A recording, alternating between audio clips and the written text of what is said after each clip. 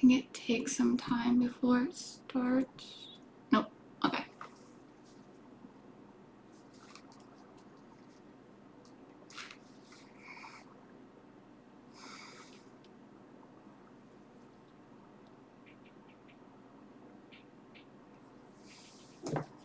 I hope the audio is good.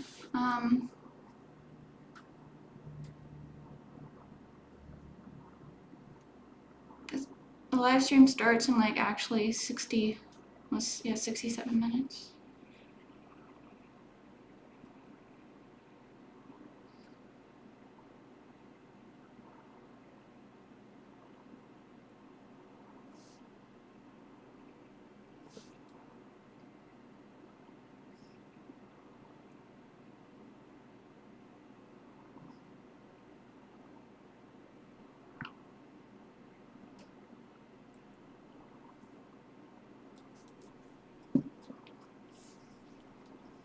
How's everybody doing?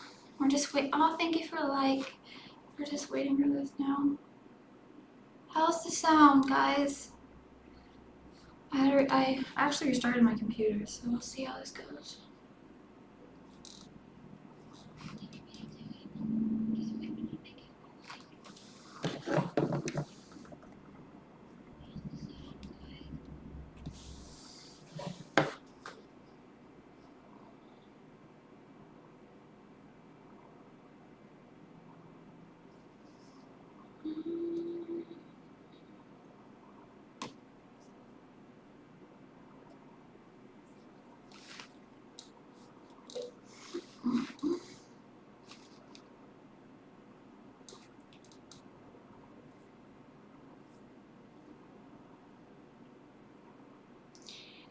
There's our president, guys.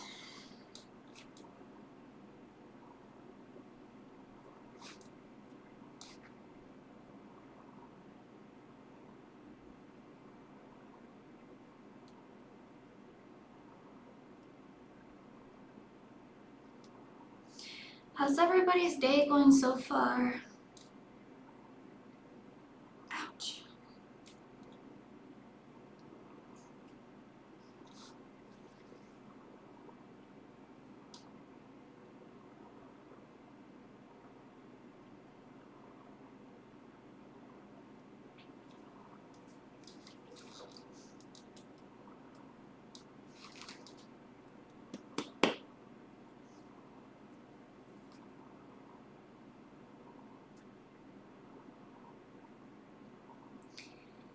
You can chit chat with me while we're waiting if you want.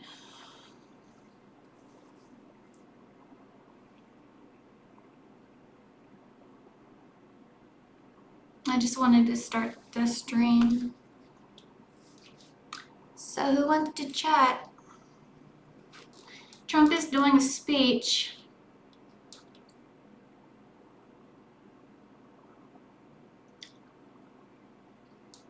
So let's see how this goes.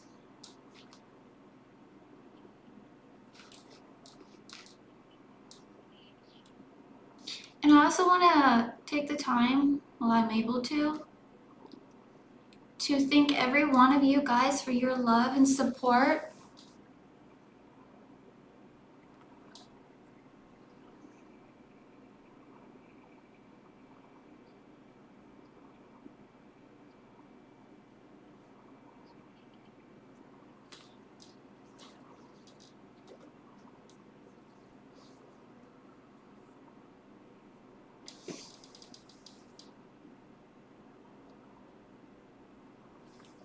So thank you guys so much. Always give glory to Jesus, guys, especially if you wake up another day. He's not done with you.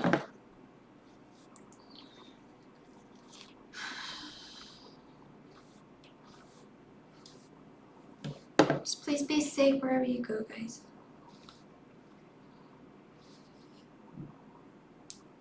This one doesn't start till like 10:30, but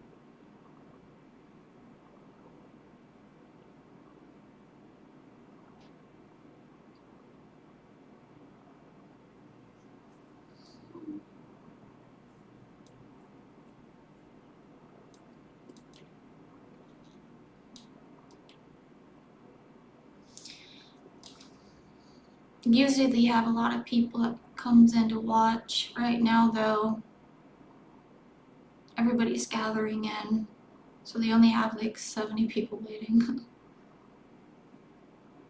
They'll get more though.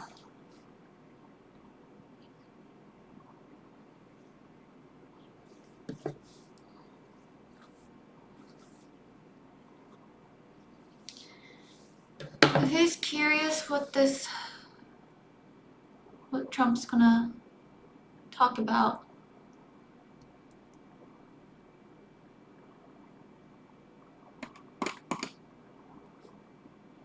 Welcome, guys. God bless you guys. Thank you for joining. I wanted to start this live a little early because this meeting doesn't actually start until like 10:30. So we still got time. How's everybody's Monday going so far? Don't forget to hit the like, please. It's almost 10 anyways. Hi guys. How's my sound?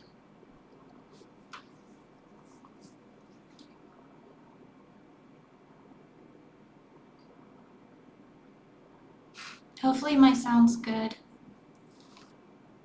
That's also why I wanted to start it early, to make sure everything was good. Because I didn't want to start it and then you guys can't hear.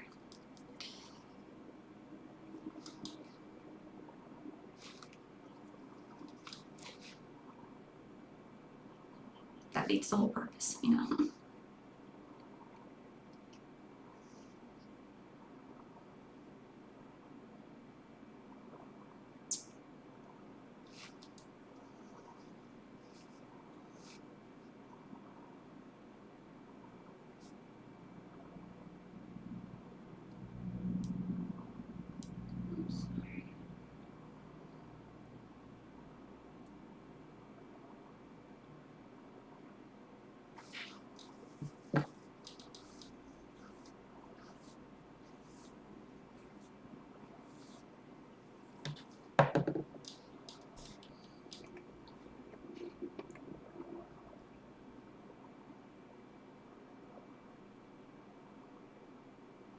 Actually, let's go here.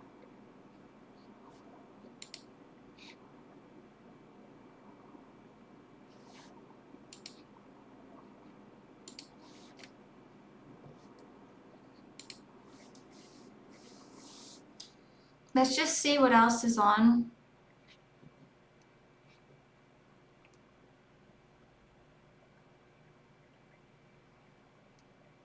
Welcome, guys. Wait a minute. Because we still got till like 10:30, and I don't know if you guys want to just stare at a screen. So,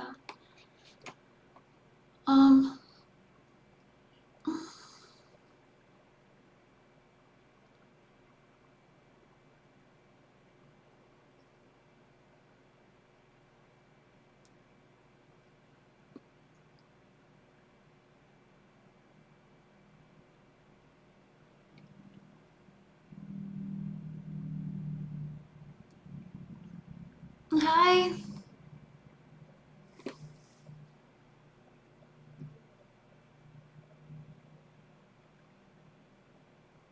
ETA.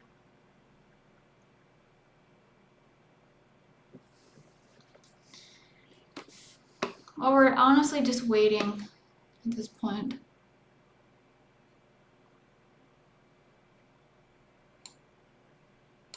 But here's live now.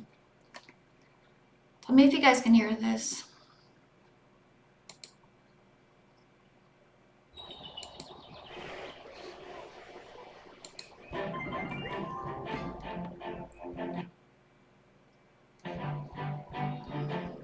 I pray this isn't gonna be all glitchy.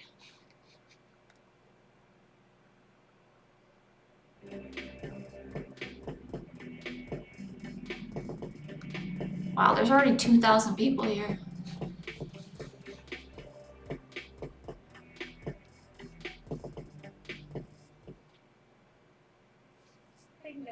forget to this live image that we have just outside of the White House. Coming up in a little over an hour from now, President Trump going to be welcoming Prime Minister Albanese there from Australia. A lot set for their agenda, including the partnership going forward. Oh, you're from Australia?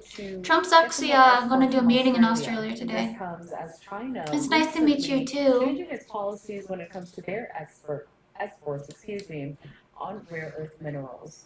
And then in less than 10 minutes from now, we are awaiting House Speaker Mike Johnson to provide an update on the federal government shutdown.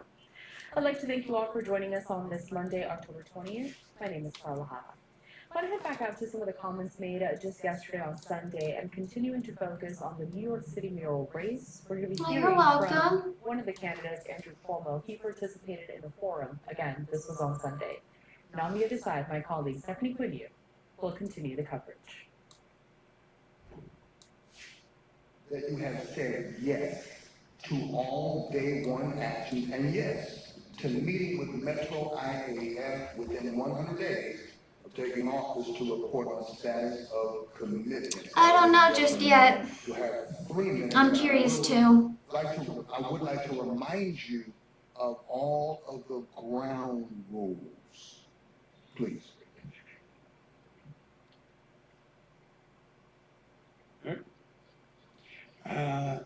This is my serious face, by the way. It is? I don't really have a non-serious face. My answer is yes. I commit 100% to the day one agenda. I don't know why it's going to take us 100 days to meet. I don't know if you're busy for the first 99, but I'm ready to meet you on day one. 100 days? To lay it out. Welcome, guys. I'm excited by you. I'm excited by you and your enthusiasm and your commitment. Fannie Lorraine, I'm sick and tired of being sick and tired. And I'm sick and tired of being sick and tired.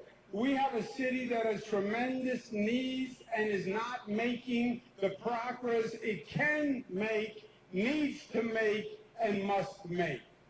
And that's what has to change.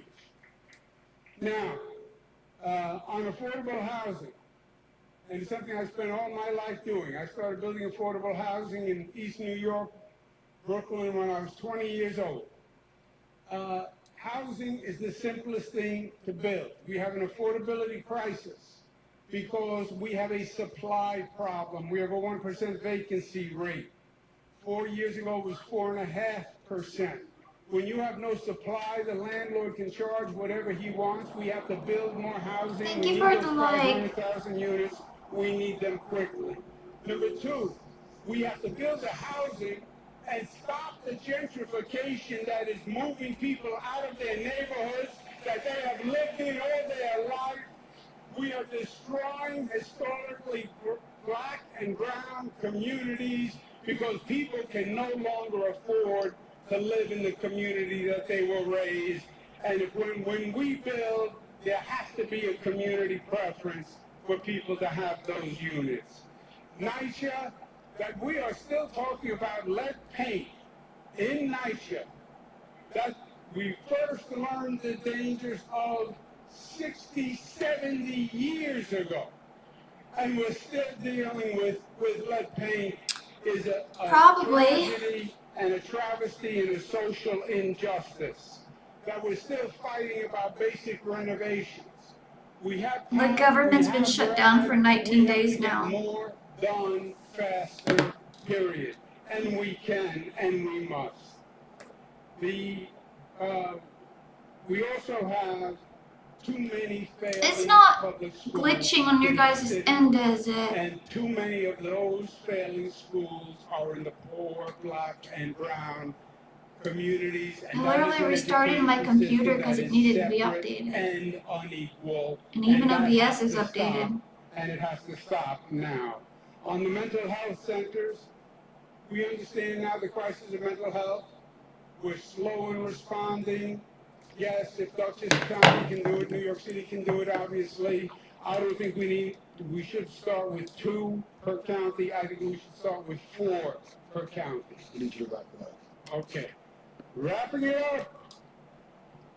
We know what to do. We know how to do it. We have the sites. We have the financing. We need the skill, and we need the fight. We need to be willing to make good trouble because nothing happens without a fight, and I am committed to the fight. Thank you.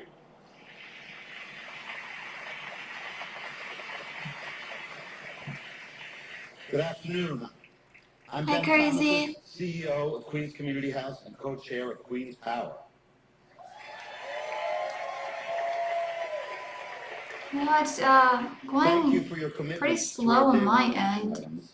I just want to Especially when I look clarify at for my everybody tablet or here my for the record phone, that with but respect to it's affordable smooth on my housing, computer. those day one So action items include $70 million in money for staffing at the city's Department of Housing Preservation and Development, and $2.75 billion in subsidy to accelerate affordable housing development.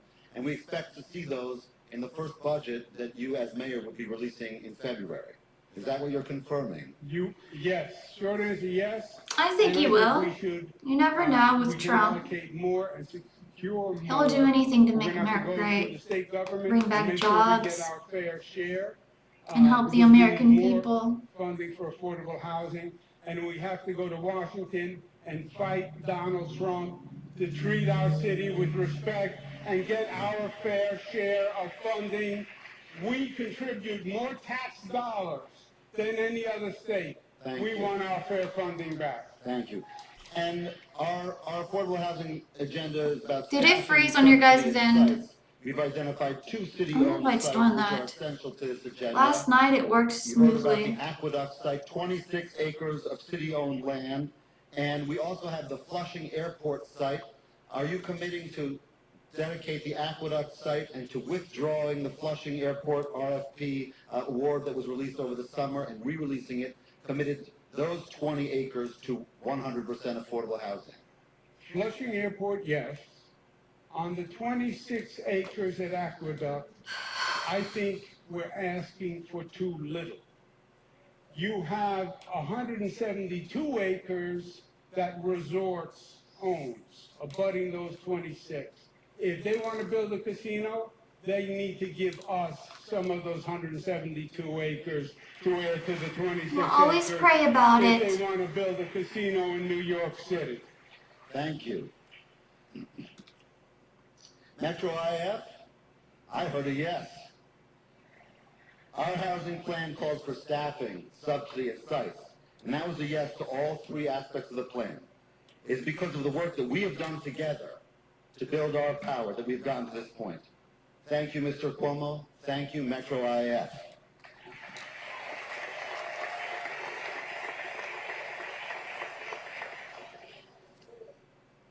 Good afternoon. Good afternoon. I'm EDC Oh, that's leader amazing. Yolanda Moore. You're welcome. I've been living in boulevard houses for 33 years in East New York. East New York. I know NYCHA. We all know NYCHA. Governor Como, how are you? I'm doing well. Thank you for asking. On June 1st, you made commitments to invest $100 million in essential repairs and upgrades. To allocate $2 million for independent oversight modeled on the OCC. Appoint a deputy mayor to oversee these reforms. These commitments are crucial for ensuring that NYCHA completes the necessary work and hold rat-pack Well, that's developers good. accountable. Trump's We amazing. need a partner in City Hall. How will you, as the mayor of New York Definitely City, my president. ensure oversight, accountability, and I'm going to say it again, oversight, accountability so that our lives will improve? Yeah, 100%. That should be a direct priority of the mayor. These red packed, I've visited dozens of facilities. These contractors Right Side are Broadcasting's only about as to good start as with the this supervision they too. get and the discipline they get. And you need the mayor of New York and the power of that office to say to that contractor, you move it, you get it done faster, you get it done better, or you'll never do business in this city again. And I will be that mayor. How will you ensure that the deputy mayor will enforce oversight accountability on the Rat Pack developers. See, them deputy mayor needs to have oversight accountability too. Well, if All right, we do see House Speaker Mike Johnson now stepping up to the podium as it is Mike day Johnson, 20 of the guys. government shutdown.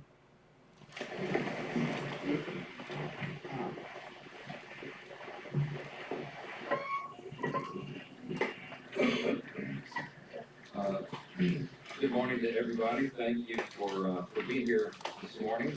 For those of you that are keeping track, this will be day 20 days since the Democrats recklessly shut down the United States government. And the Democrats are making some very costly history here. Don't lose that in all that's happening. This is now the third longest shutdown in history.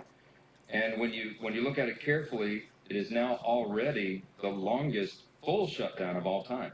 You had an example in 2018, and you had one back in 1995. They were longer, but they were partial shutdowns because they only affected a part of the federal government. This is everything. And it's also important for us to know this is the first time in history that any party has had the audacity to shut down the government over a totally clean, nonpartisan continuing resolution. This is a political stunt, and it's the first time it's been done, and it is the most costly, most selfish, most dangerous political stunt in the history of the United States Congress, because as we have stood here day after day after day explaining all the Americans who are being harmed by this nonsense. And the Senate Democrats have zero shame about this. They don't have any shame at all about the pain that they're inflicting upon hardworking families, upon soldiers and law enforcement officers and veterans and the elderly and the disabled and women, infants, and children. Services to all those categories and paychecks to those folks are being stalled because Democrats are playing games. Today, Leader Thune in the Senate will once again bring the clean, nonpartisan CR to the floor for a vote.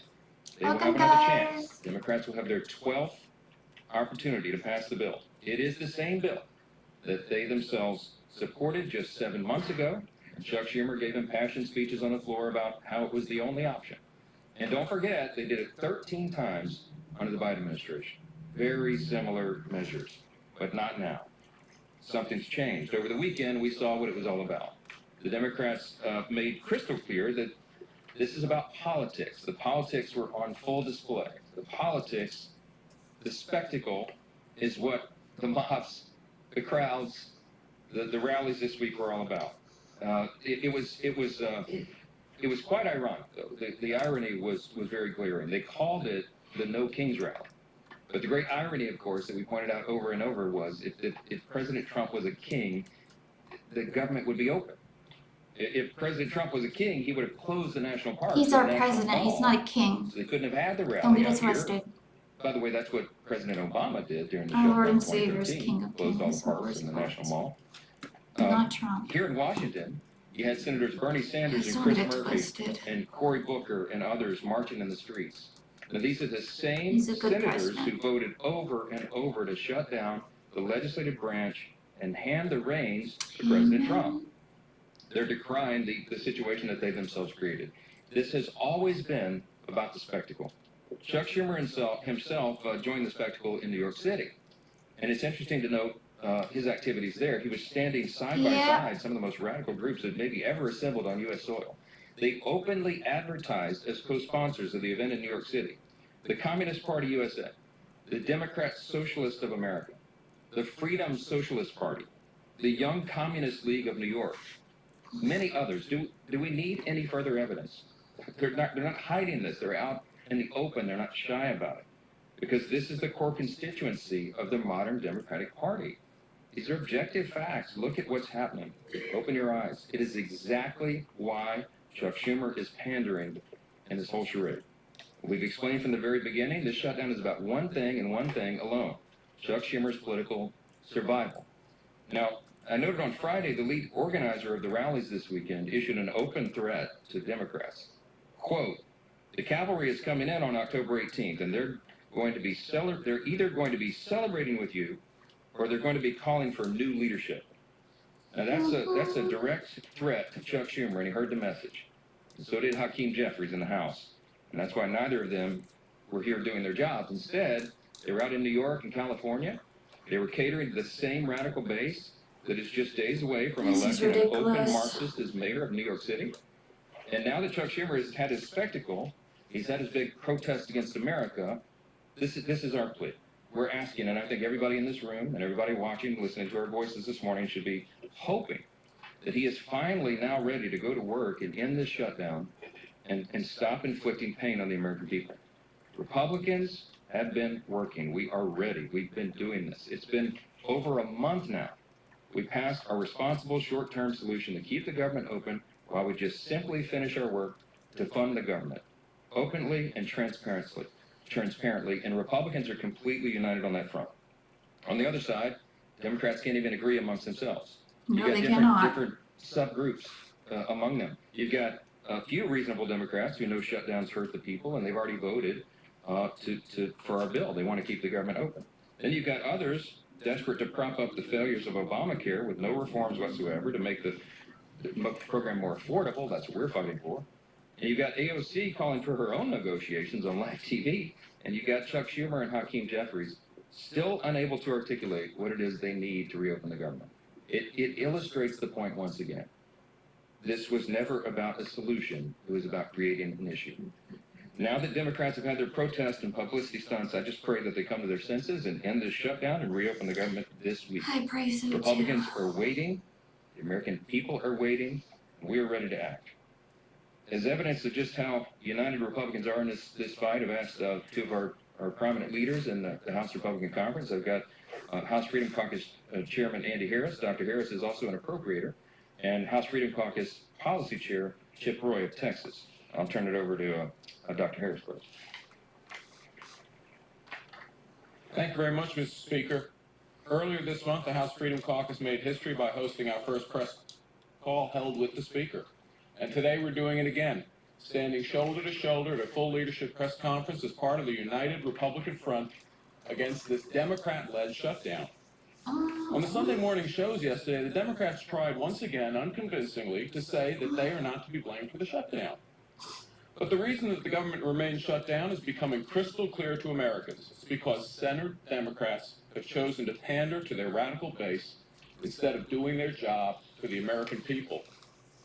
Senate Democrats have had the opportunity to vote 11 times for the House-passed bill that pays our troops, pays our law enforcement, and pays our air traffic controllers now, and would immediately reopen the government. Instead, they've sided with the same radical activists who filled the streets this weekend chanting "No Kings" at rallies Seriously, what backed is by the wrong with Communist them? Party USA and socialists, the same people who claim to hate power while demanding more control over your life. The question before us now is simple. Will at least 5 Senate Democrats relent and break from their party's left-wing fringe and vote to reopen the government today? Let's also be honest about what the Democrats are really fighting for. They're demanding taxpayer-funded health care for illegal immigrants. They want to eliminate work requirements for welfare for able-bodied adults who could work but choose not to. And they're defending hundreds of billions of dollars in continued corporate welfare for big, profitable health insurance companies that have already made a fortune off Obamacare with the Biden bonuses the Democrats scheduled to expire at the end of this year. House Republicans have already done their job. The only thing standing between America and a reopened government is a handful of Senate Democrats too afraid of their activist base to do the right thing.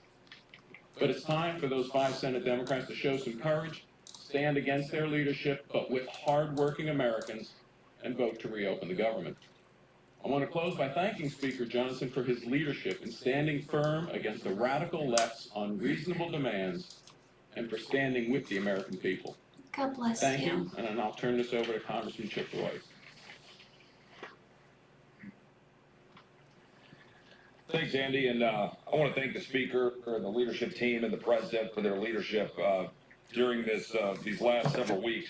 I'd say it's good to see you, but I mean, honestly, I'd rather be in Texas. But I'm happy to be here today with these guys. No one disputes one obvious fact.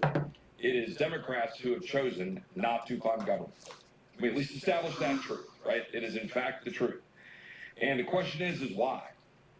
Andy, you saw it on Saturday. It was basically for a political rally for cover for Chuck Schumer, who's in his own political battle in New York. That's the truth. And the irony of this is, this No Kings rally. What are we actually talking about? I mean, it wasn't President Trump, but Democrats who tried to make us take a shot or lose our job. It wasn't President Trump, but Democrats who were burning our cities to the ground in 2020 and It's attacking just police officers. It insane, wasn't guys. President Trump, but it was Democrats who want to push boys into girls' locker rooms. People are not Who getting want their to force paychecks needed because of surgeries this. upon children. It wasn't President Trump, but Democrats who pushed fraudulent mail-in ballots in 2020 and left the elections in question. And then when Americans dared to question that stuff, they sought to jail the American people.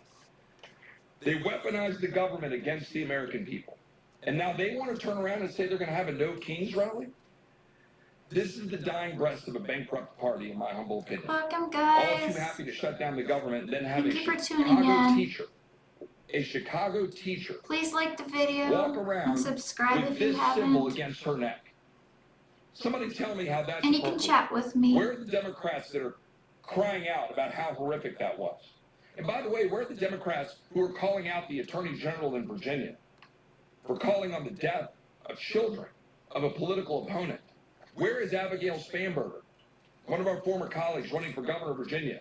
Do they not have the courage to call out fellow Democrats for that absurdity? The truth is, we have a president. We don't have a king. We have a president who loves our country, who rightly said yesterday that he's working his ass off to make this country great. He is correct.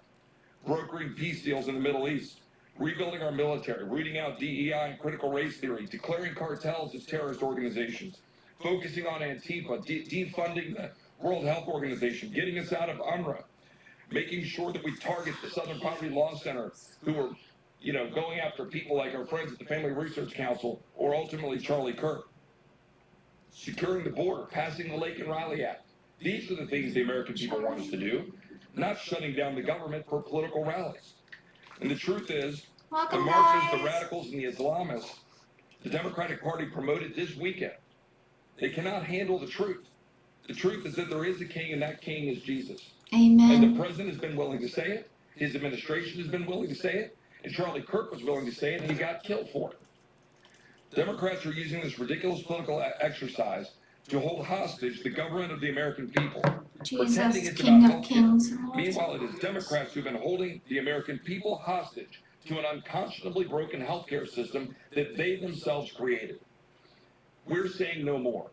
We're the party that's standing up for hardworking Americans who can't afford healthcare, who can't afford insurance. We're not for giving more money to the insurance companies. We're not for a $400 billion blank check to big corporate America and corporate welfare, like my friend from Maryland said. We're not for health care for illegal aliens, but for standing up for American citizens to be able to afford health care, to carry forward the president's good policies, like short-term limited duration plans, and other ways that people can actually go and afford health care. We're for law and order. We're not for hate-filled lawlessness. We're for common sense, not radical surgeries on our children without parental consent to say a boy can be a girl. We're for the message of hope. Hope born in the freedom of those who fought to give it to us through their blood, and also through the blood of our Savior, Jesus Christ. Amen. Republicans are working to make America great again. Democrats have been trying to run out the clock. And for Hakeem and Chuck, their time is up. Turn it over to Steve. Thank you, Chip. Well, you can see Republicans are united strongly in working to open the government back up. We all voted to prevent a government shutdown, and that bill went through the House weeks ago on almost exclusively a party line vote. And since then, for weeks and weeks, that bill has been in the Senate, where Democrats, led by Chuck Schumer, consistently have voted to shut the government down.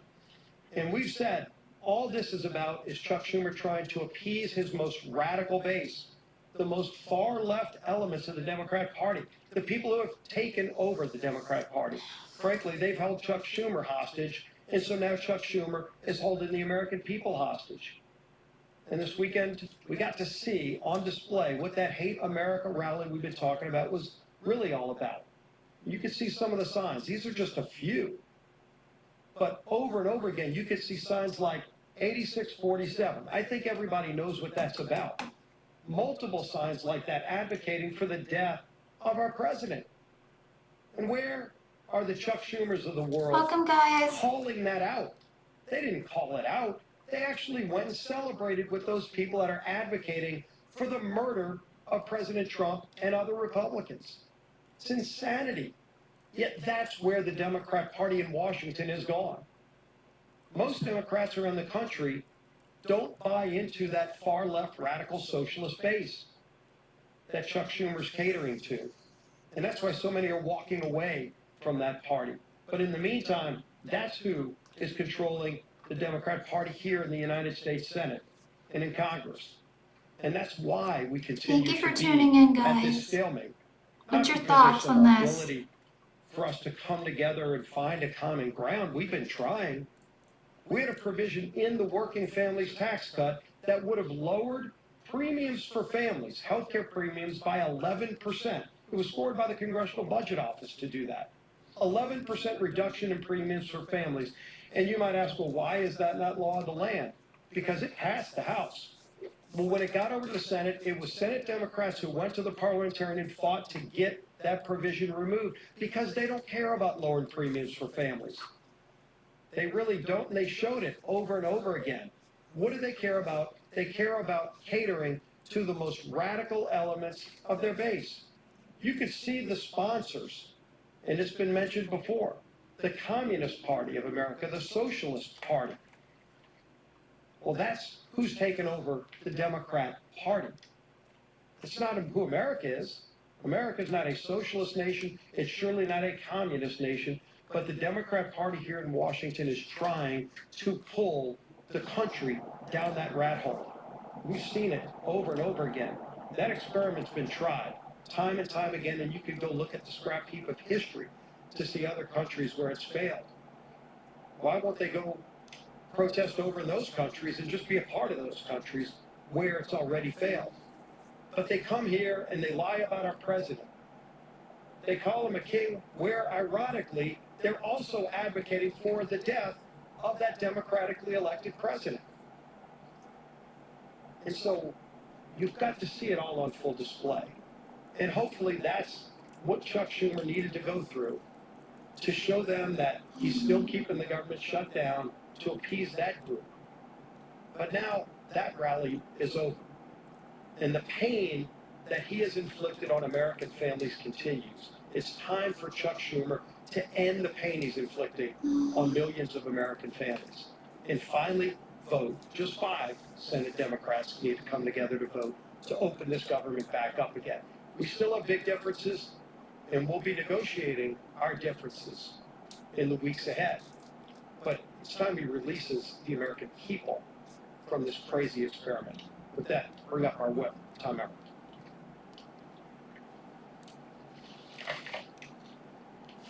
All these As the welcome speaker speak. said, we're now on day 20 of the Democrats' shutdown.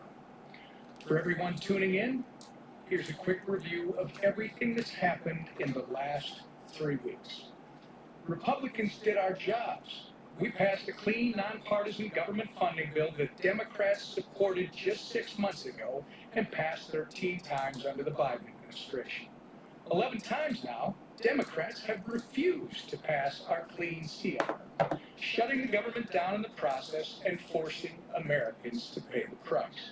In order to simply turn the lights back on, Chuck Schumer and Hakeem Jeffries have demanded $1.5 trillion in new spending for things like taxpayer-funded health care for illegals and cutting $50 billion from our rural health care fund. They've taken the American people hostage while pointing fingers at us for refusing to concede to their absurd wish list of demands. But Republicans have been clear. We will not negotiate under hostage conditions, nor will we pay a ransom. The Democrats' position is totally unreasonable. It's hypocritical. And it's pure partisan politics in a desperate attempt to score points with the radical, pro-terrorist wing of their party. Now that their Hate America rally is over, I hope that at least 5 Senate Democrats will finally do the right and responsible thing by breaking ranks with Chuck Schumer, passing our clean CR, and reopening the government. If they continue to refuse, we're going to continue to hold them to account. And I hope members of the media in this room are going to do the same. With that, I turn it back to our speaker, Mike Johnson. Okay, a few questions. Chad, go ahead. Chad. We understand concerns about air traffic control. We understand that you're going to lay off workers at the national, you're going to lay off workers at the Nuclear Security Administration. Mm-hmm. What keeps you up at night about what parts of this federal government are not up?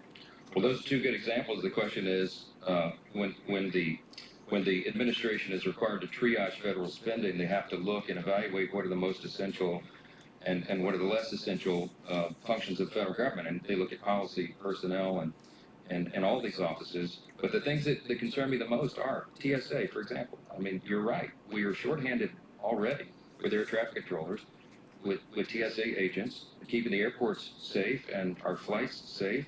We cannot afford this nonsense. And I think Democrats in their heart of hearts know that. When you're talking about nuclear deterrence, our former colleague Brandon Williams was a congressman from New York, and now he's now been confirmed, and he's one of the people in charge of nuclear deterrence for the United States. He's a former officer in a nuclear submarine. He brings a lot of experience to that job, and he came to sit down with me a few days ago, into last week, and he said, I just want to articulate for you how serious this is in terms of national defense. And we didn't get into the classified parts there. We weren't in the skiff. But suffice it to say that every day that the government is shut down, it is a danger to the American people. We're in a nuclear arms race with adversaries right now. It can't be any more serious than this. China, Russia, Iran, North Korea, you've seen what they're up to.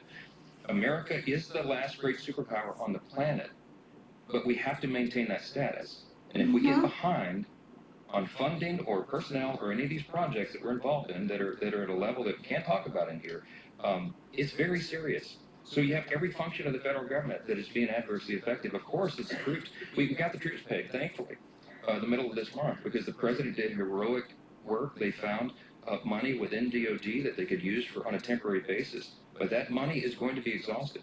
You can't have the troops unpaid. You can't have Border Patrol agents unpaid. They've got to defend the country. And this is not a game.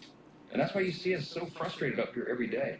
Again, I'm going to reiterate what we said earlier. This is the first time in history that we've been in this situation. There has never been a party that shut down the entire government, or a party that shut down, over a clean CR for nothing but political partisan purposes. Their rally illustrated exactly what we've been saying for the last 20 days. It's about politics, and it's disgusting. Yes, sir. Speaker Johnson, you say that Democrats had a Hate America rally, but what does it say that the President of the United States over the weekend released a video of him pooping on the American people?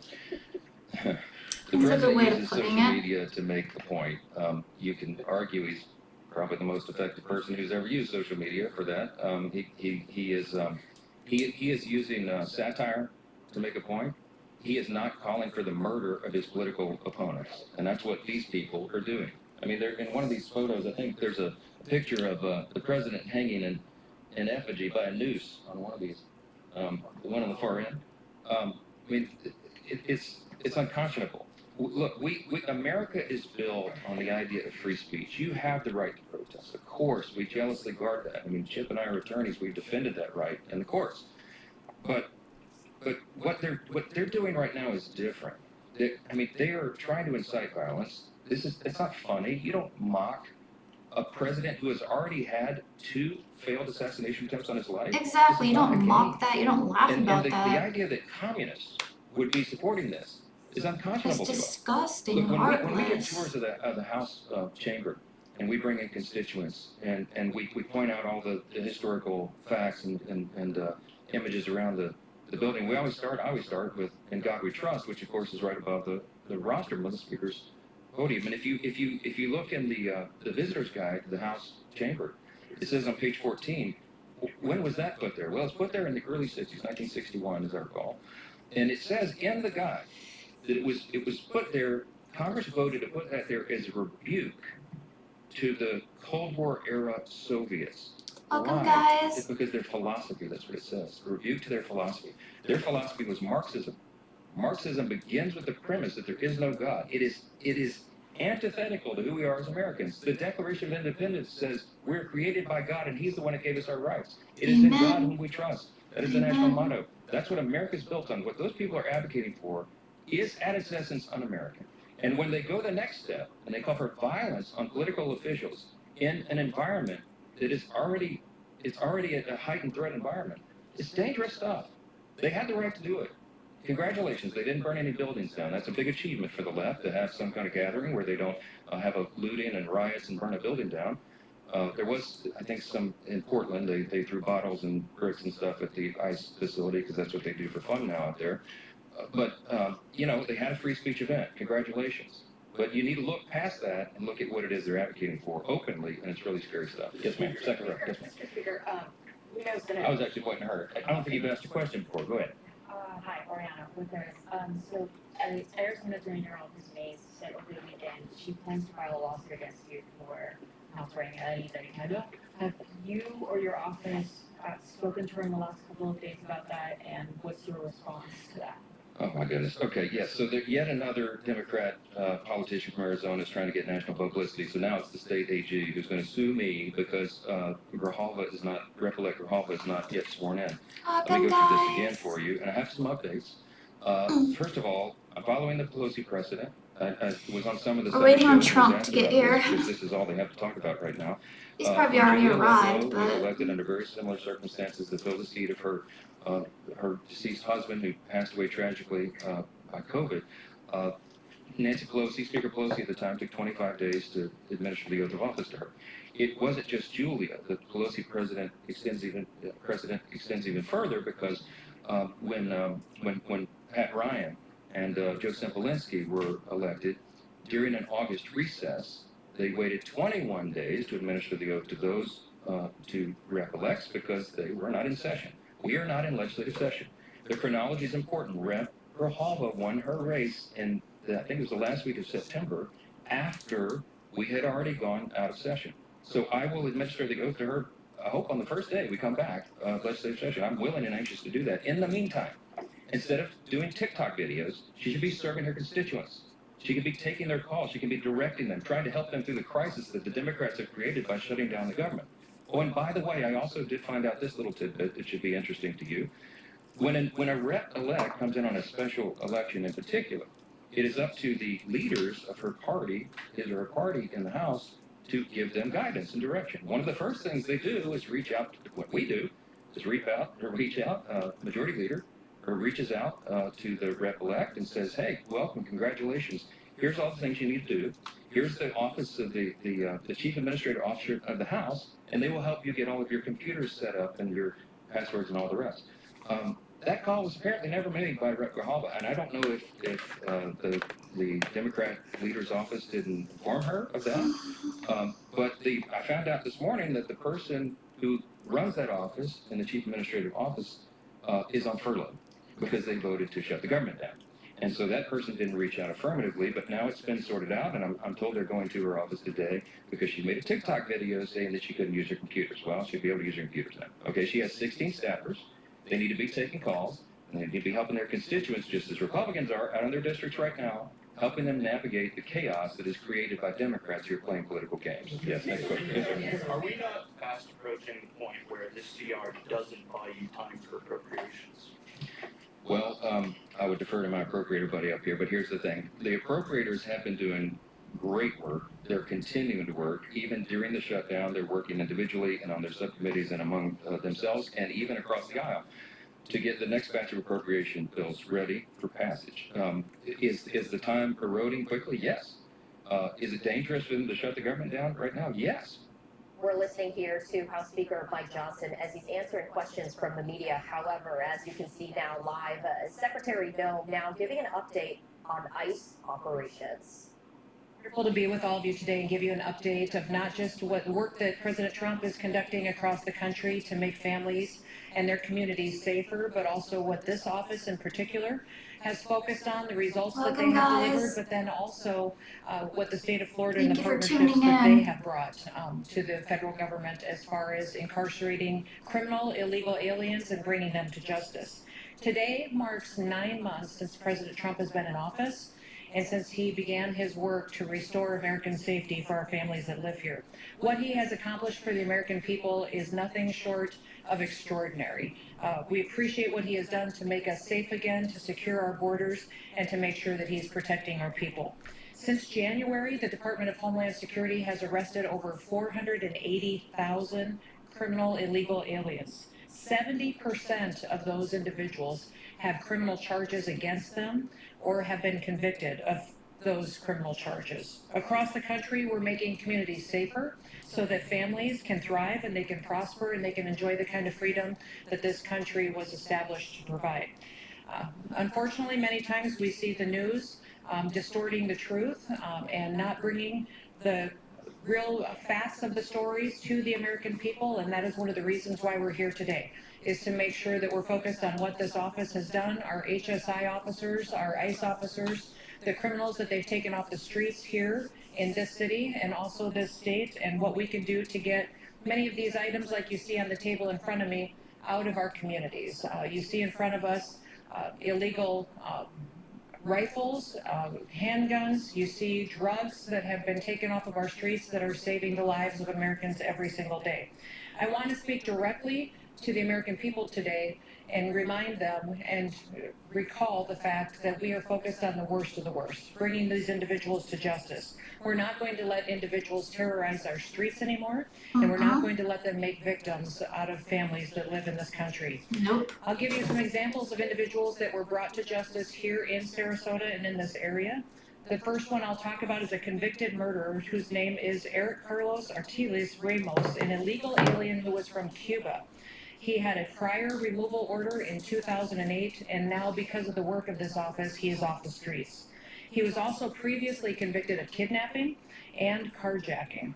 We also have another individual, Oscar Alfredo Reina Marroquin, an illegal alien from El Salvador. He was convicted of sexual assault against a child and in 1995, and he was also arrested for DUI.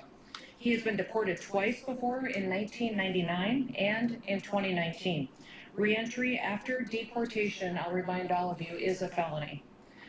The next individual is Arturo Sanchez Morales. He's an illegal alien from Mexico. He was arrested for driving drunk, and he's already been deported once before. He re-entered, which is a felony, and was issued a final order of removal in 2016. He had previously been arrested for burglary as well, for possession of cocaine and larceny, and has convictions for multiple DUIs and lewd acts against a minor. And again, I'll talk about Leilis Ronaldo Benaro Zarin, who is an individual from Honduras who's been in this country illegally, and he has a conviction for domestic battery.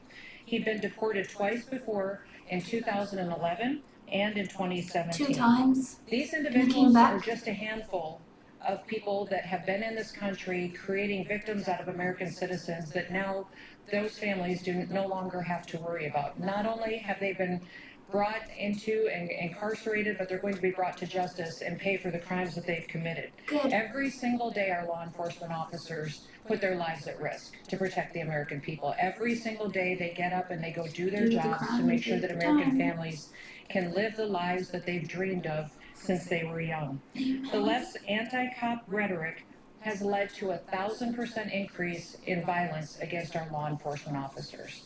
We have to stop the rhetoric that is allowing individuals the cover that they want to perpetuate violence against those who enforce our laws. Last month, we had an individual open fire at an ICE facility, and we also saw victims from that attack that happened, not just against ICE agents, but also about detainees that were there at that facility. That individual, when he fired upon the building, created some victims. We lost 2 lives there. 3 individuals were hurt, and 2 died later on after that event. The suspect had anti-ICE written on the ammunition and on his bullet casings, proving that he had targeted against individuals that were working to keep our streets safe. Criminals are now even placing bounties on our law enforcement officers. This last month, the Department of Homeland Security arrested a criminal illegal alien and a Latin Kings gang member who placed a bounty on our U.S. Border Patrol Chief Greg Bovino. Still, they keep pressing on, and we've seen as well individuals on TikTok and other apps making threats against our law enforcement officers, putting bounties out on their head, and we will bring all of those individuals to justice. We will continue to bring murderers and rapists, those who perpetuate violence, pedophiles, gang members in our communities. We will go after them, bring them to justice, and we will save lives. The American people see this, and they see that President Trump is focused on making sure that our streets are safe and that our families have opportunities to raise their children in safe communities. In fact, recent polls have shown that 54% of Americans want illegals to be brought into justice, and they want to deport those who are in this country illegally. But 78% of Americans want these criminal illegal aliens brought to justice. That's because the American people understand the benefits of having law and order again. They understand the benefit of having a leader that focuses on making sure that we are a nation of borders, but we're a nation of laws, and those laws are enforced. To the brave men and women of ICE and HSI and the law enforcement that are partnering with us, thank you. Thank you for all that you do to protect our country.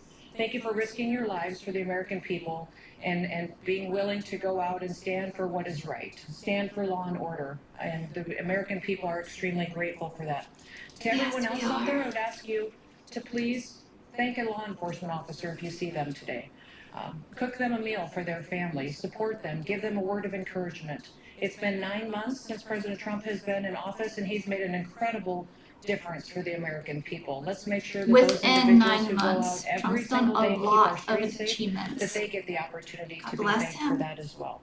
And with that, I will open it up for any questions that you may have. Yes. Thank you so much for coming. I understand that ICE is working with local law enforcement agencies, including Florida Highway Patrol, carry out narcotics enforcement. And then a lot of the police here in Florida, a lot of the arrests are being made through picking up these folks for traffic crashes, for example, holding them in jail. Can you talk about that partnership and how information is communicated between local law enforcement and ICE? Well, it's been fantastic to see the partnerships that we've had here in Florida, in this community, but also throughout the entire state. We have a program called 287G, which allows local law enforcement agencies to partner with us on enforcement activities. And that has been very beneficial to making sure that we're out there working together, cooperative, bringing people to justice, and then making those law enforcement officers involved in helping keep their communities safe as well. And we're grateful for that. Florida has been, I think, the state that has provided the most law enforcement agreements under the 287G than any other state. And it shows that they recognize the importance of bringing individuals to justice that have convicted crimes against the people that live in their communities, but also ways that we can support our federal government in the work that we do as well, as far as enforcing our immigration laws, but also making sure that these dangerous terrorists and criminals and gang members are brought to justice and removed out of our country. Yes. What do you feel is necessary to come all the way to Sarasota, Florida, to make these announcements? Considering this is just four of many arrests going on nationwide. Thank you for the like. God bless you. I pray your guys' day is going well. And I've been to Portland and focused on supporting those law enforcement officers and operations there. I'm in Sarasota Keep Trump in your prayers, and Erica, and just our troops. The media cover and our law enforcement. These individuals that have been removed off of the streets. The good work that law enforcement officers have already done. Many times when I turn on the news and listen to the networks, they're not covering the victims anymore that we've lost because of these crimes. They're not covering the individuals that have been brought to justice. Instead, they're trying to demonize our law enforcement officers. So to talk about these individuals that have been taken off the streets and show how much safer the American people are, we can show that that work can continue. These individuals that I spoke about today are not on the streets creating more victims. There's still individuals out there, though, that we need to bring to justice. And this is a reminder of the work that we do, but that we need to continue that work and let these law enforcement officers know that they're appreciated. To maximize your investment in the economy of Florida, let's say how's the sound, guys? Is it still good?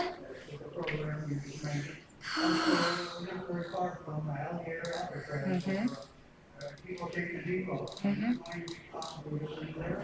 I have been to Alligator Anybody can chat Alcatraz. with I me. have visited it. I have not seen Deportation Depot yet, but we're grateful for those partnerships with the state of Florida.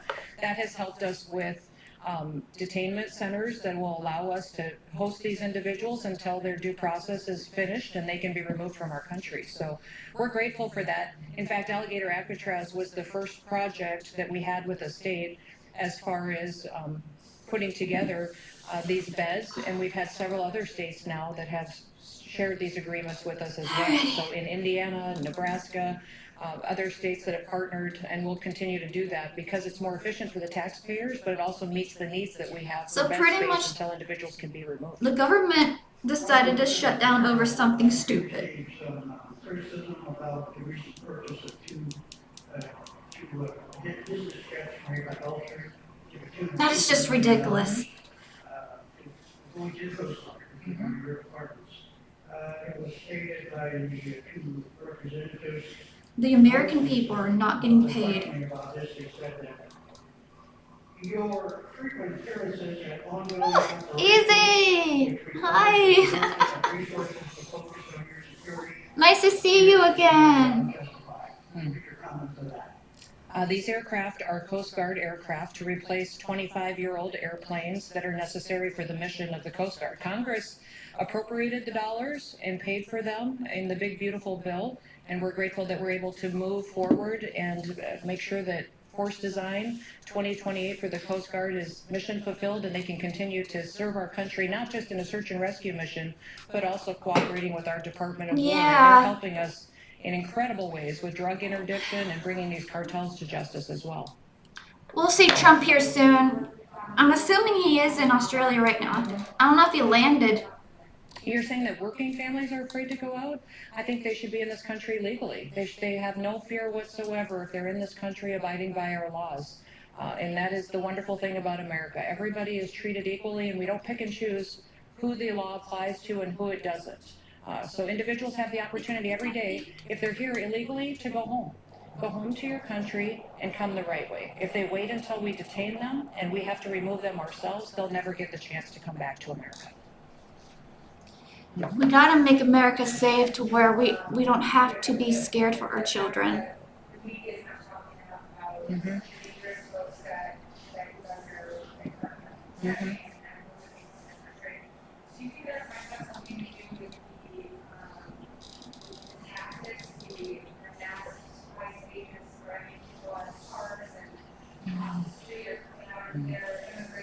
Oh yes, I love our president. He's not perfect, but he is a better option. And I will never support anything, I will never support anything or anyone that goes against the Bible and what it stands for. And that's the opportunity we've given individuals from day one. And Kamala, Laughing Hyena, that they can Joe, to us, they can Obama, to leave this country $1,000 and buy them. They're not for the American people, and they proved that many times. If They proved that. against individuals in this country. For one, they proved it by opening up the border for just anybody to come in. We've been very clear about They didn't do anything when they came in and was terrorizing the American citizens. Are out there every day, kidnapping, raping, killing. What they can to make sure that they are safe, but that they are doing it appropriately, and that they get to go home to their kids and their family members. Trump is for the American people. He stands by the Bible. And he knows that he's a sinner. The media doesn't tell the story that they all and he gives all glory to Jesus. And that they deserve to go home that night and tuck their kids into bed and to be able to get up and support their. But one of the stories that really touched me and broke my heart, today is 9 months of law enforcement a mother literally said goodnight to her little girl. Finally getting to do what and then she didn't expect the next morning not to see her again. And be fair and just in how they do that, and I'm so proud of the work American that they've done. people shouldn't have to fear for their children. And they need to make schools a lot safer. They need to have police officers first in this country there. And serve their they need to if put they're better convicted, security. Many of them have long histories of criminal activity, and then they will be deported to their home countries. They need to have certain bunkers for the children to go in case of emergencies. If If there's a bombing, if there's on a every single shooting, individual, you know? on how we Like organize those a travel bunker for documents, how we work every with countries, classroom and how they that take their goes citizens back underground home. just to keep them safe. They need to have better Yeah, we windows. had You know, over they need to just make the schools a lot 175,000 safer. applicants for our 10,000 new ICE agents. That's why a We lot have of parents many are of actually them that homeschooling their are already children out on the now job. They've completed their because they're too training. scared to We also have huge put them in recruitment for schools. not just ICE agents and HSI, but our Secret Service law enforcement I officers, I our pray every day. CBP officers. All of those recruitment efforts are through the roof because I think of the individuals that are excited about defending the homeland, protecting this country, Yeah, and making sure that they easy. have the ability to go out and to do a Trump job is that they actually can be going proud to of. Australia. Yes.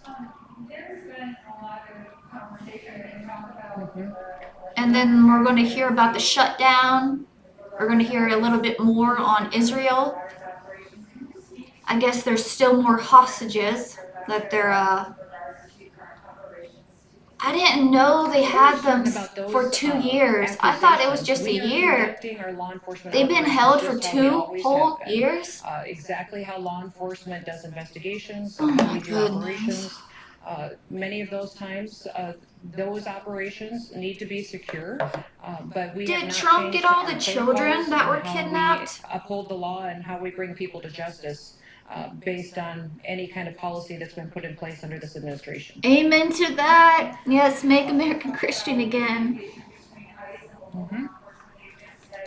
We would love to have local law enforcement across the country participating. How my with us. ancestors would say it. When I say ancestors, Here in Sarasota, it's I been mean fantastic. Here in Florida, it's been Cherokee. amazing. But you go into other communities and other states, and many times those governors are political. How do they put Those this? leaders in Because those this is towns. very Portland's a great example of the mayor who this chooses is nice to play how they said politics this. instead of keeping his citizens safe.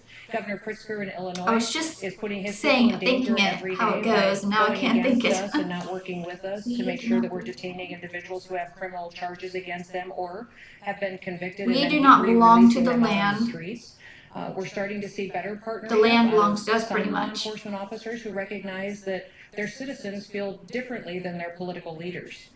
Their citizens recognize that they want their streets safer. We saw that They in came from Washington, the world, D.C. we'll be back into it. People that experience the freedom of being able to walk down a street, go to a restaurant again, be able Yes, to 2 years. That's. conduct normal life. I thought and it their was kids just a play in year playground. easy. They enjoyed it, and they let their political leaders know that, and That's they just cooperated with us sad. more. We continue to They've have been targeted tortured, operations in many starved. cities, but also very focused on those where challenges are still remaining, such as Portland, Chicago. We're in Memphis as well. We're going into San Francisco at the direction of the president as well. We're going to continue to make sure we're focused not just in those cities that we hear about on the news, but also cities like Sarasota, that we make sure that law Go enforcement officers in MAGA! every single community get the chance to Put like a bumper sticker on your forehead and go out there. MAGA. God bless America and God bless Trump. Yeah, I want to know more about the Israel Anybody who's been hostages. victimized by somebody who's committed a crime, it's significant to them. I guess he's going against their agreement That's with significant Trump. if they end up causing harm to someone, if they're not With trained the and don't have a hostages? license and they're on the street operating illegally, get into an accident and hurt someone, then that no longer is a low-level crime. We have laws. I am We very don't get to pick thankful which for ones the matter and which hostages ones that don't. finally got Every to single be one of our laws reunited has with been their put in place families for a reason, after 2 and years therefore of not will be seeing them. enforced. It warms my heart, but it still breaks my heart that they're still hostages. And then last night when I went live, the woman said we're still waiting for the bodies. And what he's doing to make sure that we're bringing people to justice for the crimes that Bodies. they've committed. Right So they're here in dead? Sarasota, we've gotten murderers off the street, Just breaks my rapists, heart. people who have committed crimes against And then children. she was also And talking now how today, they the treat people of their own Sarasota people. and in Florida and our country are safer because of it. May God It's bless like, each and every one of they're our so law enforcement heartless. officers for the work that they do, and continue to go out and to thank them. Thank them for what they're doing in the light of political attacks and attacks. Oh my and goodness, threats from coffee time! that have an I'm not a big agenda. cappuccino, Thank them but for standing up for freedom and for making sure that America can continue to be a safe country, but also a country of many liberties and blessings. God bless you. That was Secretary Christine Nome giving an update We need to in put Florida on the ICE creator operations back and into getting the land. what she calls He's the one that dangerous created individuals it off the all. streets right there. We are going to step away for a brief break. Much more to come.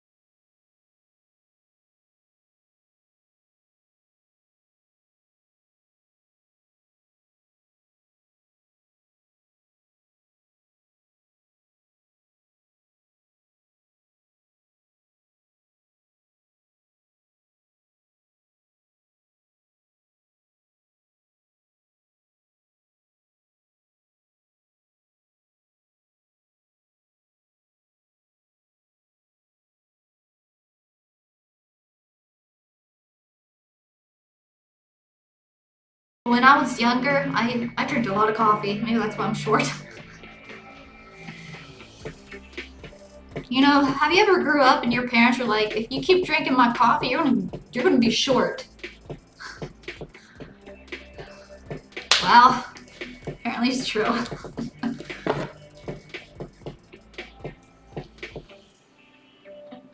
But yeah. Oh, that's a nice building. Is that the courthouse? Oh, I love areas like this.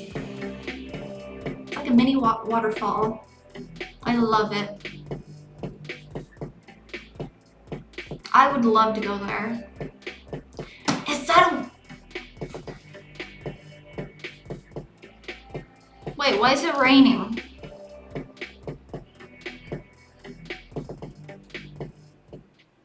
I thought that was a lighthouse. Fox, I'm Stephanie Quinn. Time Is that what right they call now it? is Lighthouse? 10:55 Eastern, 7:55 Pacific. We are continuing to monitor this I think live that's what you look call it. here outside the White House, as we are expecting President Trump Wait, that's to the White greet House? the Prime Minister of Australia. That is You know what I just now noticed, guys? There's bushes we there. are monitoring this live look. We have been seeing time Why to do you time a have little bushes bit of like that? Why not put activity, flowers but there? The motorcade of sorts right there.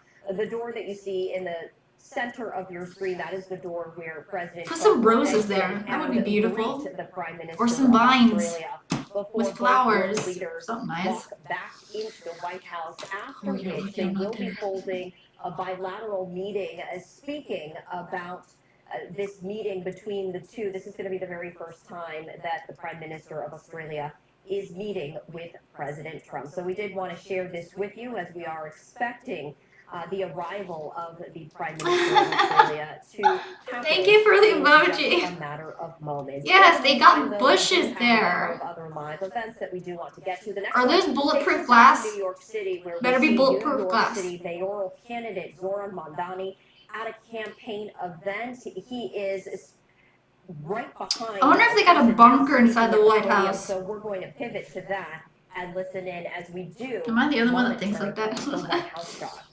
City together, bring sanity back to the landscape of New York City, and as any native New Yorker can tell you, has been part of our city for far too long. Oh, guys. All right, next up. Now, State Senator Brad Thank you. Hoylman-Siegel. Thank you very much, Borough President. State Senator Brad Hoylman-Siegel represents the west side of Manhattan, from Christopher Street, home of the Stonewall Inn, all the way up to West 103rd. And boy, do we have a lot of sidewalk sheds New York on the City, west side of Manhattan, candidate. Assembly member. In fact, there are 8,600 active sidewalk sheds across the city of New York. That's 380 It's a miles. sidewalk If you shed. put those sidewalk sheds on the highway, they would stretch from New York City. Anybody know what a to sidewalk Albany, shed is? to Buffalo, to Montreal, and beyond. And I'm very, very thrilled to know that we have a mayoral candidate who's focused on getting rid of these sidewalk sheds. They have been up far too long. In fact, in my district, at 51 Are you guys talking about like Street, bus there was a areas? sidewalk shed that was there, as somebody remember, when you were 16 years old. Well, that would be a And bus it's shed. still there 20 years later. We led a rally along with Assemblymember Micah Lasher and presented the shed with a dubious award called the Shetty. The Shetty. Because it had stood for so long. You had the Tonys, you had the Emmys, now we're giving out Shettys because these sidewalk sheds just won't go away. Well, the good news is some of these when you comments focus make like me a wonder, laser guys. on a particular sidewalk shed, sometimes you can shame the landlord into removing it, and we're very glad to see that that sidewalk shed is actually That's some brutal people. coming down. But I'm really proud of this proposal that the Assembly member has introduced to double the inspection timeline, to remove all sheds on New York City property. We've seen NYCHA, our public housing, afflicted by sidewalk Yeah, that would sheds be good to remove them. after decade, and to create an interagency task force, which is something we desperately need. And all is that a flower shop? To get rid of the sidewalk sheds. As my colleagues have said, Guys, they can are you like public safety. focus on the flower shop? They create Is that a flower enormous shop? costs to small businesses. They are a blight on our neighborhoods. I love And flowers. are a quality of life scourge. By getting rid of the sidewalk sheds, we will improve the quality of life for New Yorkers, and we have a candidate and Assemblymember Mondani. Wait a minute, that says 20 days. Like none other in this race. So I'm very proud You to guys need to make our up your next mind. mayor of the city of New York, Zoran Mondani. Thank you. New York City. Overstayed its welcome by hundreds of days. Makes New Yorkers uncomfortable and miserable. Something we should relegate to the past instead of bringing with us into the future. Believe it or not, I am not speaking about Andrew Cuomo. I am talking about the scaffolding that covers thousands of blocks across the city. And if you're a New Yorker, unlike Andrew Cuomo, you have almost certainly asked yourself the question before. When are they going to take that scaffolding down? I was just telling our soon-to-be borough president that a few weeks ago when I was waiting for the M57, I had a man come up to me and he said, the only issue I care about is scaffolding. Will you help us get the scaffolding down? And today, we stand here with an answer. Yes. There are over 1,000 sidewalk sheds across the city that have been up for more than 3 years. So often, this scaffolding stays up because there is just no incentive to take it down. And I'm so appreciative to stand here alongside elected officials who have championed the necessity of changing our ways, whether they be our soon-to-be controller, our soon-to-be borough president, our council member Keith Powers.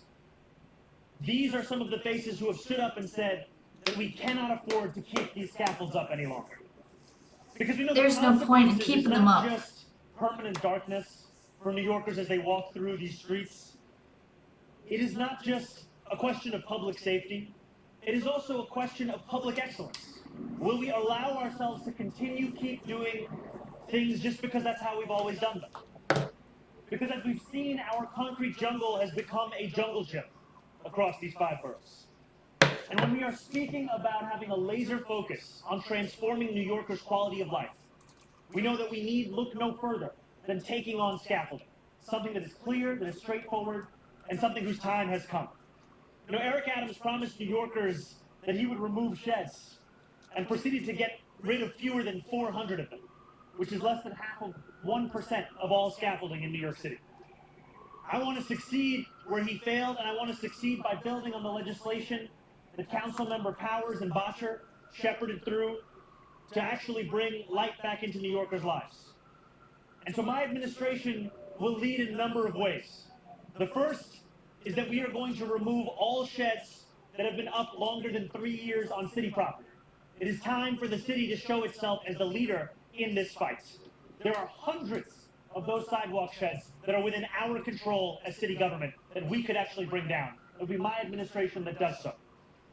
This will ensure that we are not only prioritizing funding, thank you but for the also likes. interagency coordination. God bless you no longer guys. denied to New Yorkers as government continues to be done in a silo. The second is that we are going to invest in preventative maintenance, the very kind of maintenance that is often put off as the last measure the city takes, such that sidewalk sheds are not the only answer we have to taking care of facade repairs. The third is to take advantage of the legislation that was passed to double the inspection period from 5 years to 10 years for newer buildings across this city.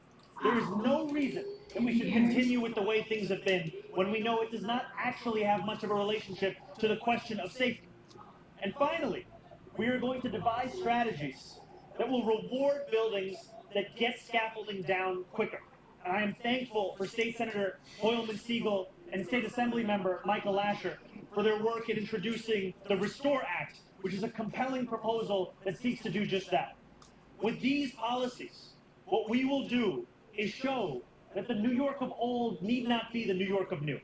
That we can in fact deliver a city that is brighter, that is safer, and that is more sensible, and that we will do so together. Thank you so much. God bless. Thank you. Yeah. Just on topic, I'm curious. Mayor Bloomberg promised to take the scaffolding down. Blasio promised to take the scaffolding down. It's not all Mayor Adams. What makes you Thank you. with these guys supporting the initiatives that just passed? It'll be That was a good speech. pretty clever at keeping it up. The city is one of those landlords. And our responsibility is to show that we are willing to do what we are asking others to do. And I'm thankful that what separates this moment is not just political will and an ever-expanding coalition, but also work that has been done in the council, work that is being done in the state legislature that transforms the ability to actually enforce this in our rulemaking, right? Councilmember Powers and Botcher put together legislation that now leaves it up to the next mayor to double this timeline. I am going to actually take that ability and deliver it.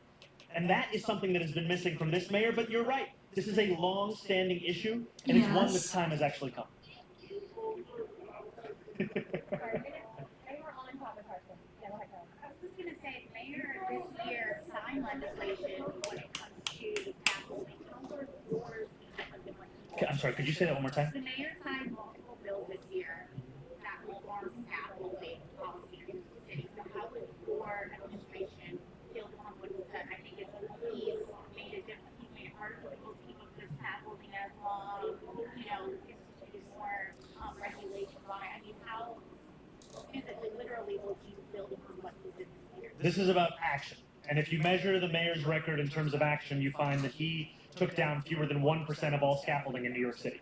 And we have an incredible opportunity given the legislation that's been passed. Now it's time for the city to actually deliver. What that means is first and foremost focusing on city-owned properties, of which there are hundreds of sheds that have been up for more than 3 years. That is something that we will take down. The second is now with this legislation, there's the opportunity in rulemaking and actually enforcing the 10-year rule as opposed to just leaving it between 6 and 12. And that's something we'll do for all newer buildings. So it's really about following through on that which has already been celebrated, because New Yorkers can read all the press releases they want, but they walk around the city and they look at what's exactly behind me right now, a continuation of these scaffolds.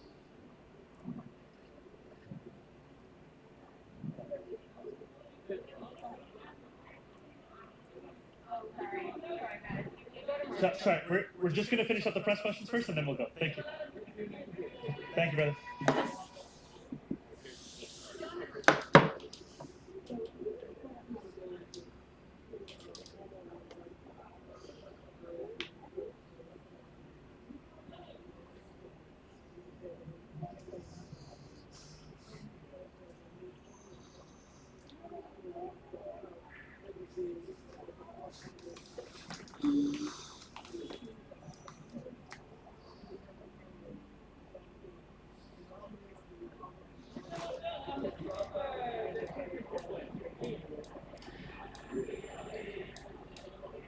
We have a little over 2 weeks left until the general election.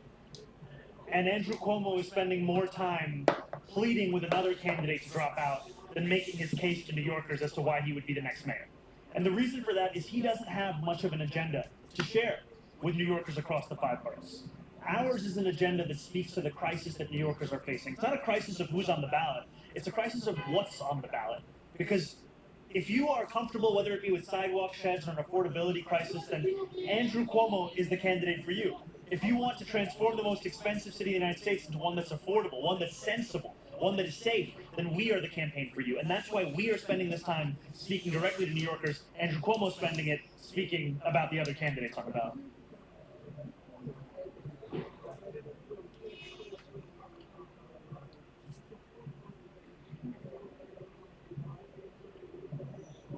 Welcome, guys.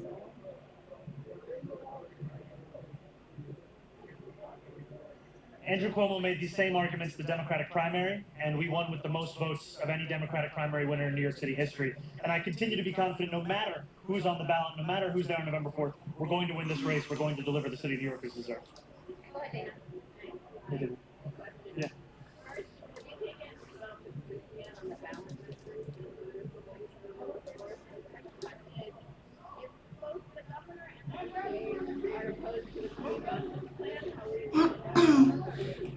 So I continue to be appreciative of the fact that New Yorkers will be able to vote on these ballot measures on November 4th. I'm in conversation with a number of stakeholders and policy experts on them. And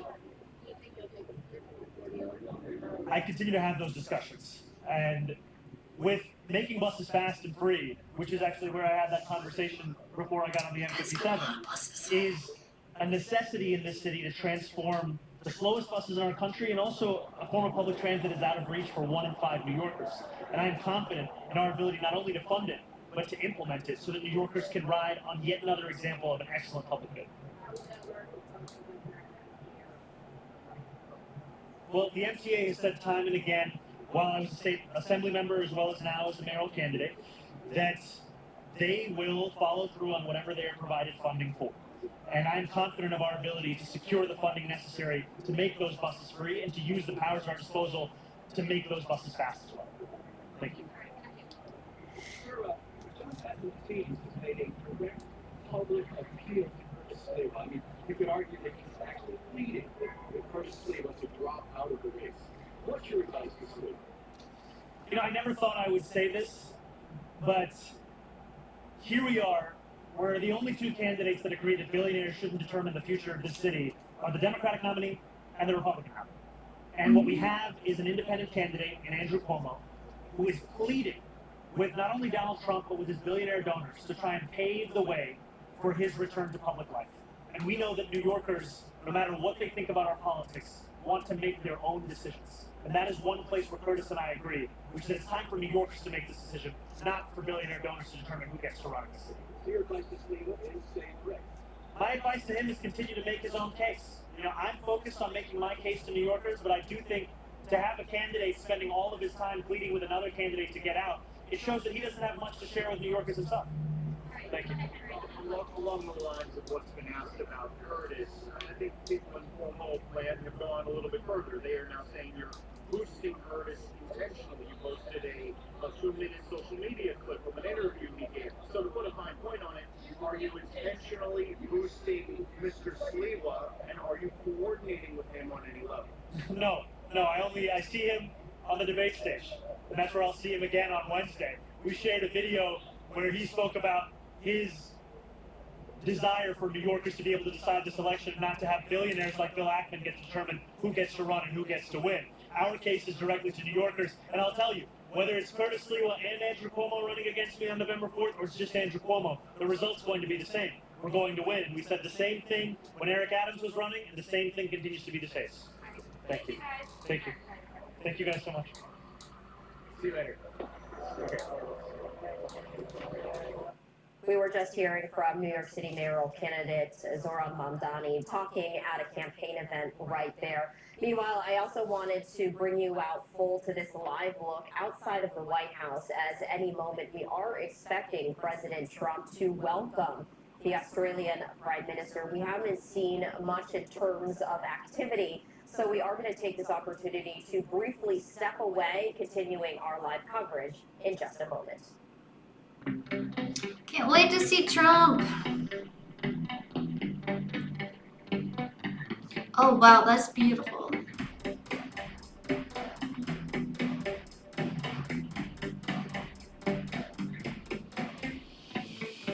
Is excited to see Trump.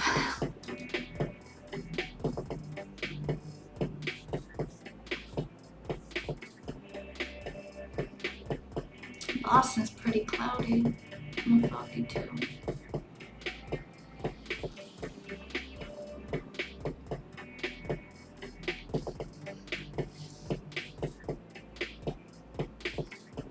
Clearwater, Florida.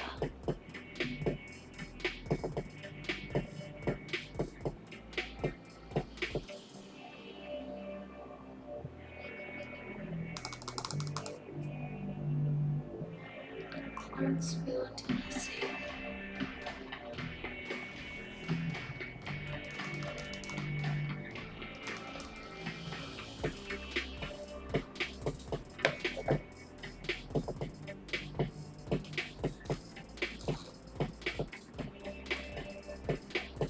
Thank you guys so much for joining me and watching this.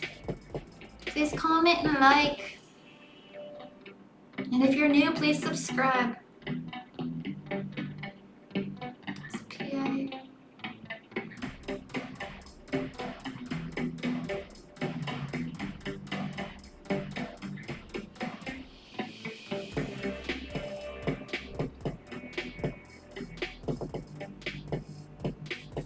So what's your guys' thoughts on all of this? I'm actually curious what you guys think of everything that's been said already.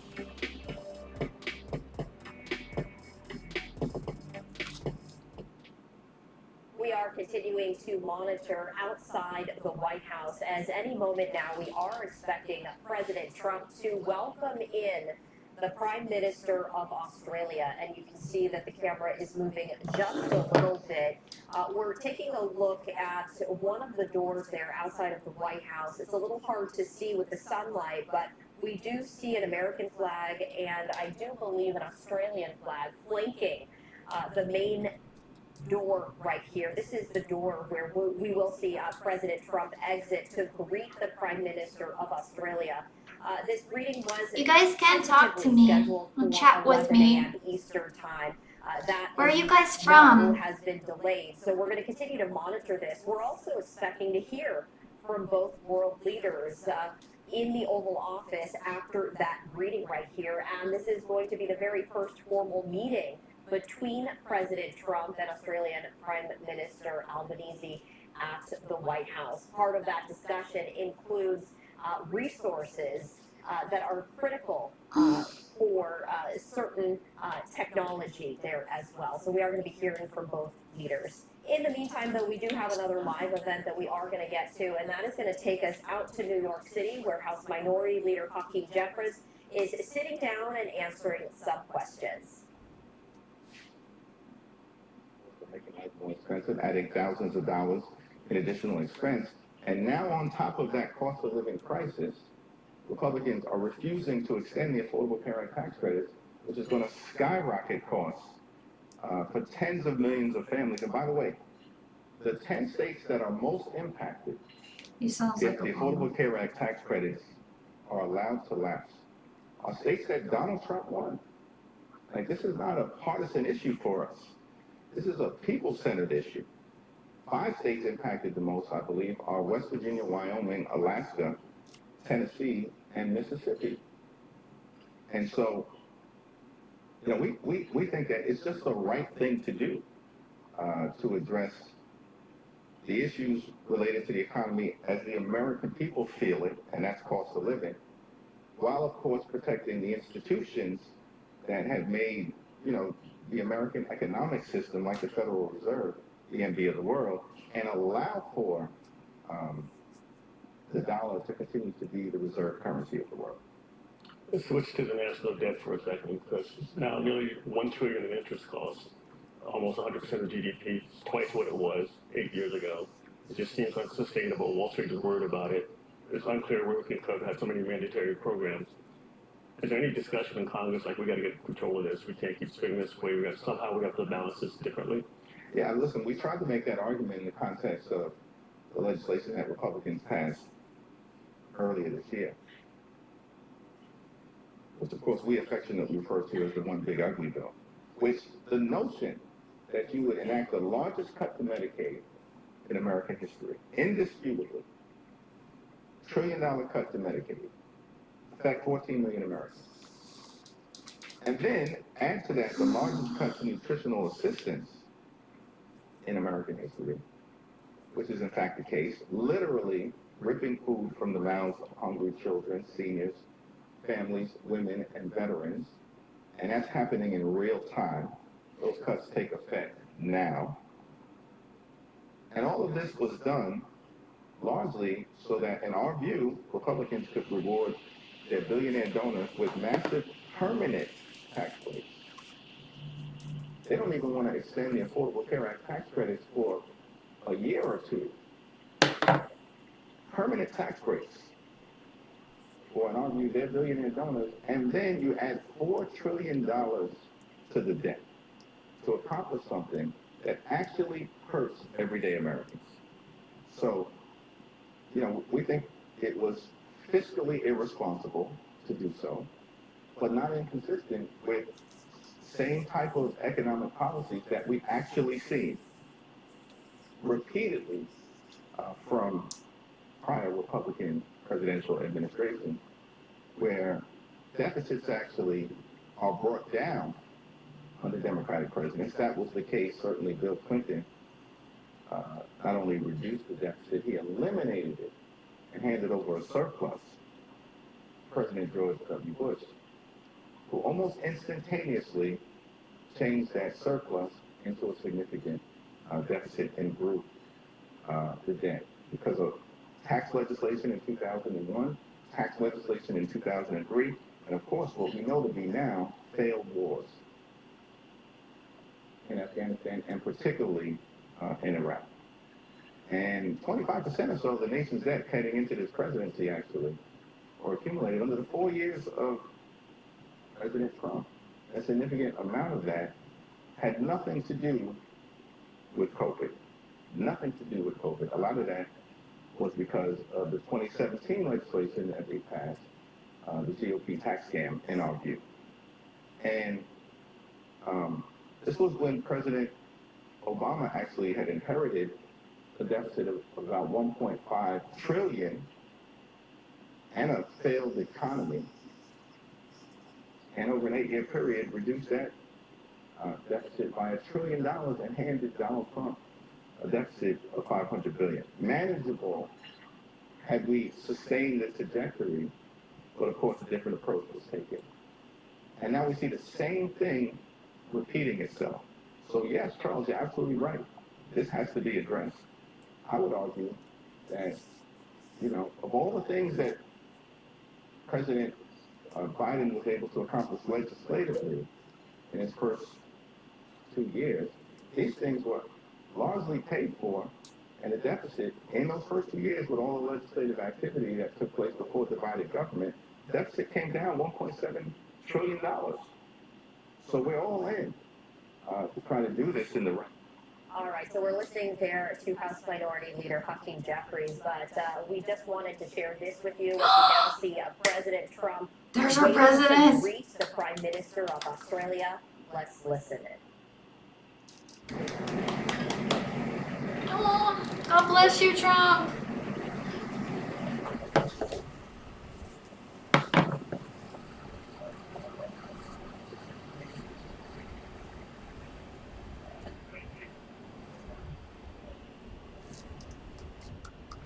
President Trump, your message to the people of Australia.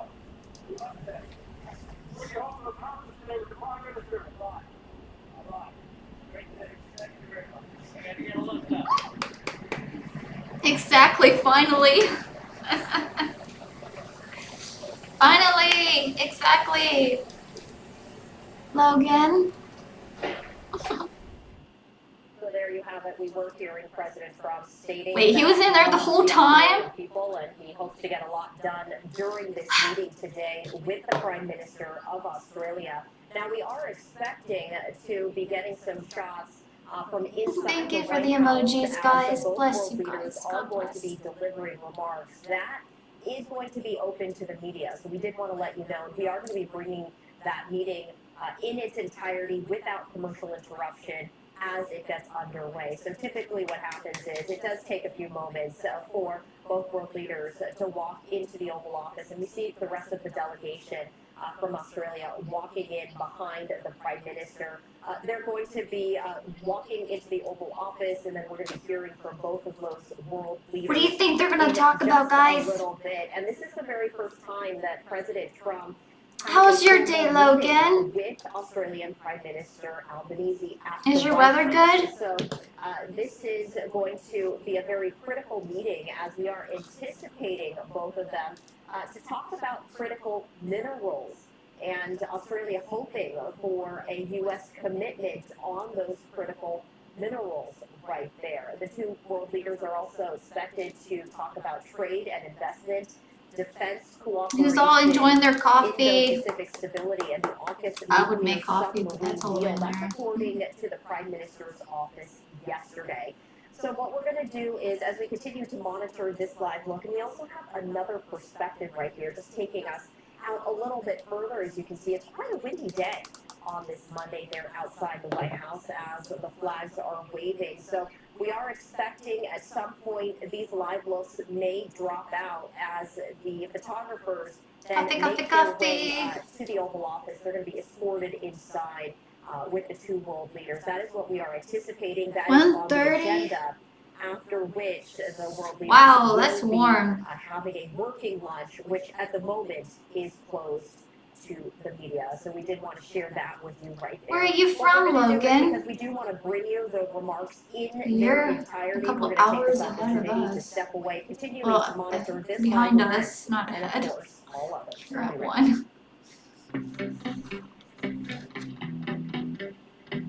It's 1:30 a.m. there where you're at. It's 11:25 a.m. here.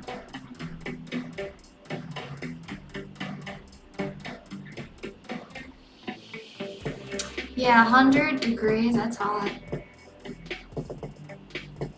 Oh, look at those boats.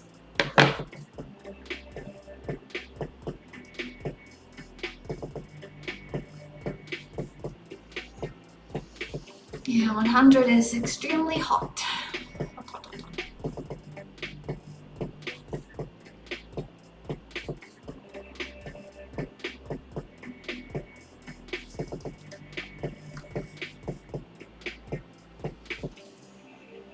Greenland, Australia. Oh, Greenland, Australia. I have to look that up. Bet you it's beautiful there. Your animals are a different story though. They're big. Ooh, they are some big critters in Australia that you do not want to mess with. Tarantulas is one of them.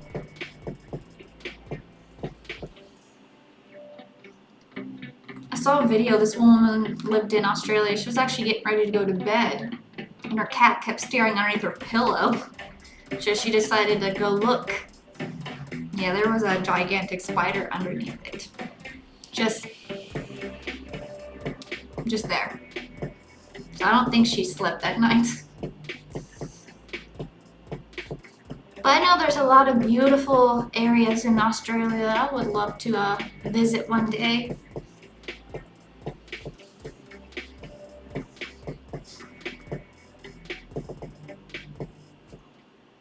There's zoos that I would love to visit. Right before the break, Steve Irwin Zoo Trump welcoming in the is in Australia. of Australia, and this is a live look outside of the White House. That's a as you can see, must-see a lot for of me. folks are now exiting right there. We did see the delegation from Australia walk in behind President Trump and the Prime Minister of Australia. We are anticipating It's Monday here. leaders to deliver remarks. Tomorrow will be a inside Tuesday the Oval Office. for us. And we are going to be sharing that with you without commercial interruption. It's amazing the So time frame and just the days are a little different all around the world. Live event, but in the meantime, we're going to head back to the event that we were bringing you, and that is House Minority Leader Hakeem Jeffries speaking at the Economic Club of New York in New York City. Consistent with the law. Period. Full stop. And that's whether those projects and priorities come from or relate to Democratic initiatives, or Republican initiatives. Oh, that is amazing. Yeah. He passed And Democrats and Republicans will back benefit from the Second 2005, I think. I could be wrong. It's been so long since I looked him up. New York, New Jersey tunnel project. Everyone benefits. He's the reason why I got into animals. That For whatever reason, the his administration spirit, seems to think that they're just and punishing his love Democrats, for they're animals. punishing the American people. And the American people see it increasingly as punitive. And just nature. And it's not, in our view, ignoring. Beautiful. I would love to meet Terry, Robert, and in the context of Bindi, approval rating, which are in an and all-time her daughter low. Grace. Yeah, that would be awesome. At least an all-time low, other than the days immediately after January 6th. And it's not. Rest in peace, Steve. You know, and the public clearly understands, in our view, who to hold accountable for the fact that the government you guys are a has day been ahead. shut down and remains shut down now for 20 days. This switch to affordability, which is certainly driving the race here, the mayor's race locally, I think nationally it's the issue, maybe in the last election. Economic growth is slowing a little bit, it won't be great. The top 10% of earners are doing almost 50% of the spending, so people feel left out. And now you have AI coming, it's unclear how much it's impacting that, but it could impact it even more going forward. Has Congress kind of thought about that, if we have this permanent issue of more automation and what happens and what are the remedies? Well, I mean, I think that there's a broader Yeah, everybody thought it was going to be a croc that would have taken his life. No, it was a stingray. He was just at the wrong time, wrong place at the wrong time, you know. Working class America. He was alive in the helicopter, but halfway there he sadly passed. Of America, black and brown communities throughout America, far too many people have correctly concluded that the American dream is not accessible for them and for their families. And that's not just conceptual, right? I think I would define the American dream as when you work hard and play by the rules, you should be able to then provide a comfortable living for yourself and for your family, or go beyond that. But the floor, a comfortable living for yourself and for your family, or as I would describe it, work hard, play by the rules, live the good life. Yeah, for anybody that didn't know that what killed Steve Irwin, it was a stingray. Good housing, good health care, good education for your children, and a good retirement. Anchored in things like Social Security and Medicare. He's the reason why I got into animals. Literally for... And my passion for animals is just as strong as it was the first day that he inspired me with it. That I can do the first two things. Work hard and play by the rules. But I'm unable to get to that landing place connected to the... I literally wanted to have my own zoo. For myself or for my family, live the good life as I define it. So that's a big problem.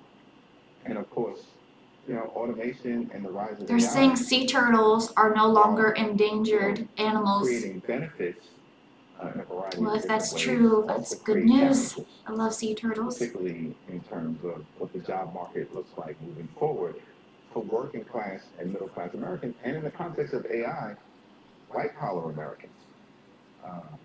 And so we do need a meaningful, common sense, you know, center, left of center, right of center, policy engagement about how to actually revive what has long been viewed as the foundations of the good life in the United States of America for everybody. And, you know, that's something certainly as Democrats we hope to engage in. And have made clear we want to engage in on the affordability issue, but it goes beyond the affordability issue. Certainly, that is the biggest challenge facing everyday Americans right now. A few political questions. One area that the administration has delivered on is the border. So crossings are way down. It used to be peak of 2 million under Biden, and that's 200,000, something like that. Do you think that's a good outcome? Would you continue the policies that resulted in that? And did Democrats kind of get that wrong in the last election? Well, I definitely think we have to... Well, it's amazing that, did you get to meet Steve Irwin since he lived in Australia? Well, his whole family, his zoo's in Australia, so he's definitely gonna live there. He was born and raised in Australia. I think that's where he came from, that's where he stayed. Administration, of course, the administration made the decision that they were going to try to negotiate a resolution on the border security issue and had actually reached the strongest border security legislation that would have existed in the history, of the country. And then it was detonated by then candidate, former President Trump, because he said, no, I'd rather the issue, I don't want the policy issue addressed. And so I think it's reasonable to say, Yeah, his son Robert is a grown man now. His father will be very proud of him. He is walking in his father's footsteps. He's keeping that zoo alive. He's doing exactly what his father did. He's a brave boy. I don't know how he does it. Bindi, I hope I'm saying her name right. She's beautiful. Is his daughter. She has her own little girl now. She's married. Of course, she actually went into surgery, I think. She had a health problem, but praise the Lord, she's getting better. I keep her in my prayers. She has an amazing husband and her daughter, little Grace. Beautiful name. But at the same period of time, as Democrats, we have made clear she's into animals too. I stand up for law-abiding immigrant families who are being overrun by extremist policies. But Terry raised them good, raised them amazingly. And I know Steve was still here. He's looking upon them. He would be proud of his children. In ways that the American people are rejecting, that have nothing to do with border security. And in some instances have resulted in... Yeah, it's definitely an amazing family. People say who actually got to meet Steve and the whole family, they're exactly the same on television as they would be off, that are now putting their lives in So they're the same, which is amazing. From becoming Speaker of the House. So let's talk about what are the odds that will happen. Oh, Robert has. Actually, I heard that Robert is on Dancing with the Stars with his sister, Bendy. Well, I'm pretty sure Bendy was on there before him. I think he just started it. I could be wrong, our though. view has been, and we also thank leadership and Senate Democrats because they've shown tremendous strength and courage in this current moment, standing up for the health care of the American people. And that's consistent with our view as House Democrats in terms of the things that we want to address on behalf of the American people. Well, I'm happy that they're enjoying their lives, Corruption. To actually deliver a country of the people, by the people, and for the people. That actually makes life better for every day. Oh, and Vindy has a book out too. It's for children now. And that is something that we want to decisively address and indicated from the beginning But of the Congress. His children wasn't adults when he passed away. They were actually still small. Elections did not, go our way. Pretty sure they were still small. The border, of course, being two issues that were significant challenges. One of the reasons why public approval has turned against President Trump, which is because them being adults is still hard on the child. The core promise was, to me, they're still a child, but and lower costs on day one. It's hard regardless because that was their father, and they really loved their father. Haven't gone down, they've gone up.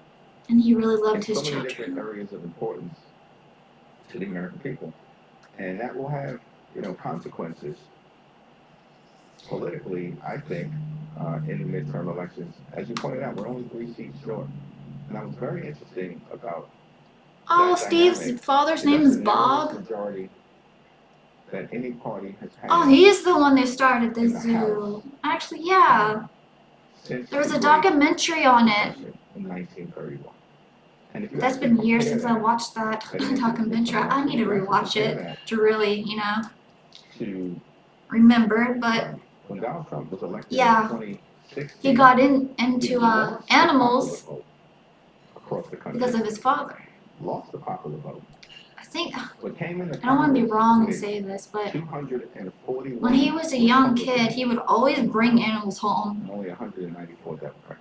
Little snakes and all kinds of critters. 24 seats, and in that election we won 40. I think he said his first critter that he ever had was a snake. I believe does better in every single state, all 50 states.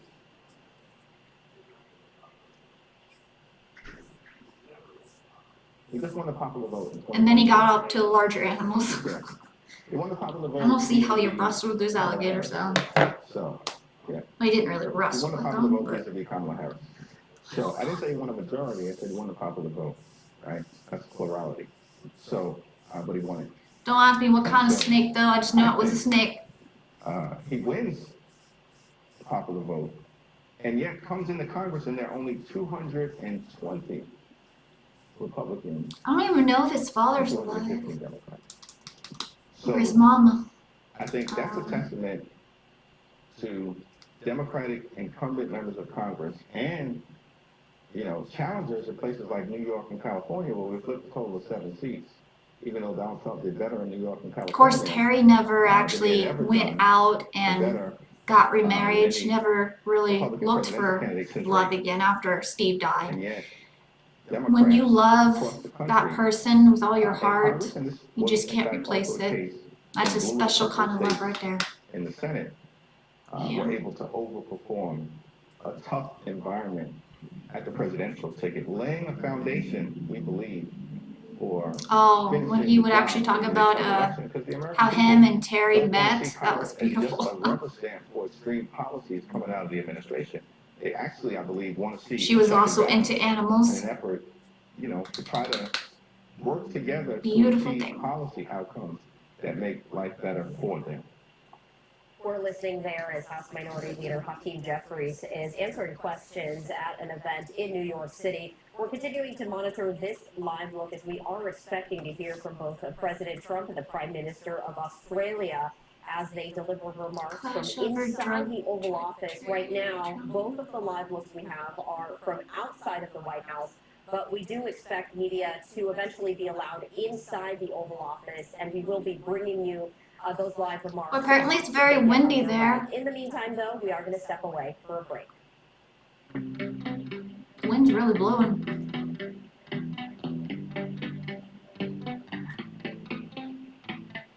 But anyways, yeah, he's the reason why I got into animals.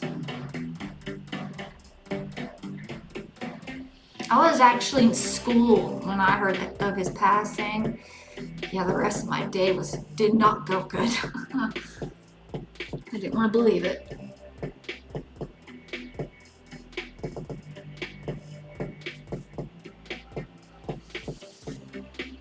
Oh, I believe that 100%, Logan.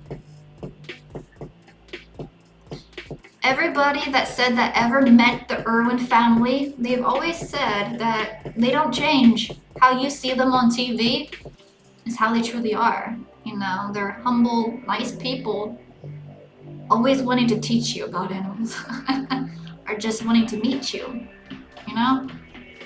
Those are good people. Those are the kind of people you want to be around, you know? They'll always lift you up. But yeah. Let me pause this real quick. They constantly show the same stuff.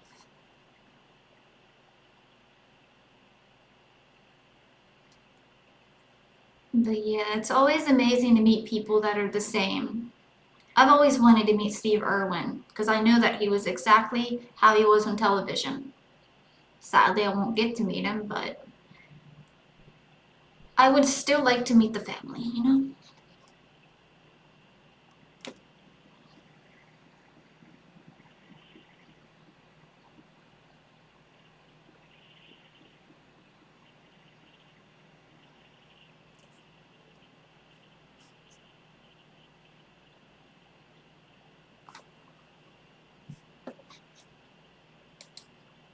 We are expecting it to eventually pause to a live look inside the Oval Office as we were sharing with you President Trump greeting the Prime Minister of Australia. And now, as we speak, I mean, this is what happens. It's live TV, that live look. And now, just transitioning, we're going to raise the audio and listen in as we see President Trump with Secretary Rubio and the Prime Minister of Australia.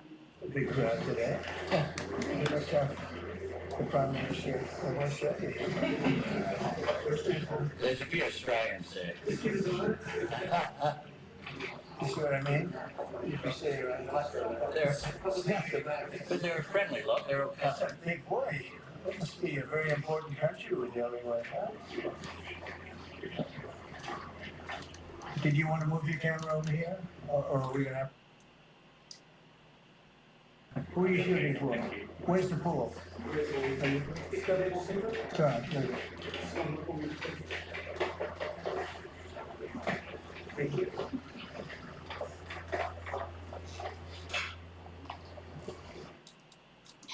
All right, we do see that this live look is just a little pixelated right here. It looks like they are trying to improve the quality. We are also working on getting a number of other live looks inside the White House as both world leaders are now speaking. Albanese, and he's highly respected, done very well in his election, and I hear you're very popular today, right? It varies from day to day, but with all of us. But he's done a fantastic job as the Prime Minister. We're here to talk about trade, submarines, lots of other military equipment. They're big orders of our great military equipment. We have the best equipment anywhere in the world by far. And oh, you gotta watch that. Watch that. You're not allowed to break that. That mirror is 400 years old. The camera just hit the mirror. Ay. I just moved it up here special from the vaults, and first thing that happens, the camera hits it. Hard to believe, isn't it? Hard to believe, but these are the problems in life. So we're going to be here to talk about lots of different things, and we might take a few questions before, but we are discussing critical minerals and rare earths, and we're going to be signing an agreement that's been negotiated over a period of 4 or 5 months. And it was sort of good timing that we got it done just in time for the visit. And we worked together very much on rare earths, critical minerals, and lots of other things. And we've had a very good relationship. We've been working on that for quite a while. In about a year from now, we'll have so much critical mineral and rare earths that you won't know what to do with them. They'll be worth about $2. But in the meantime, we're working with Australia and other countries. They're working with us too. But other countries also on that. But we're really working on anything having to do with military protection, military ships, vehicles, guns, ammunition, everything, the whole thing. We've been long-time allies, and I would say there's never been anybody better. We fought wars together. We never had any doubts, and it's a great honor to have you as my friend. It's a great honor to have you in the United States of America. Please, would you like to say something? Well, thank you so much, Mr. President, for the invitation here to the White House and for showing us around the improved Oval Office and for what you're doing around here as well, and for the great honour as well of my delegation staying just across the road. We could have walked, but they didn't let us. We drove all of 20 metres there from Blair House, but it's a great honour to be able to stay there.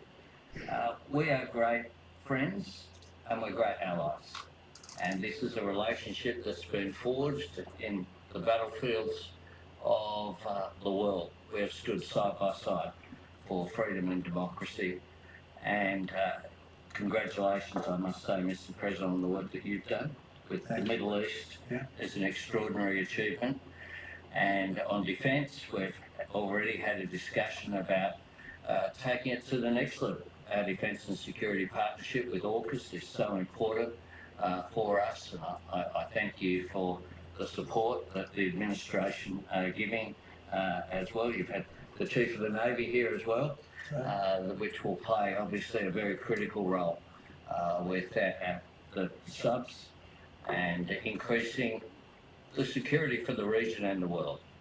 And our economic relationship is so important. The US has a trade surplus with Australia, as you know, and we can continue to take what is every opportunity to improve the relationship even further and make it even stronger. And today's agreement on critical minerals and rare earths is just taking it to the next level, seizing those opportunities which are before us to take our relationship to that next level, and it's been fantastic, the contact that we've had together, the friendship that we've developed, and Australians love America, and I think Americans kind of like Australia too. Sure, we do. And as we go forward, I think that today will be seen as a really significant day in our relationship. So thank you very much, Mr. President. Well, thank you very much, Jeffrey. It's an honor to sign this, and we'll do it now. And then we'll take some questions. Some good ones, I think.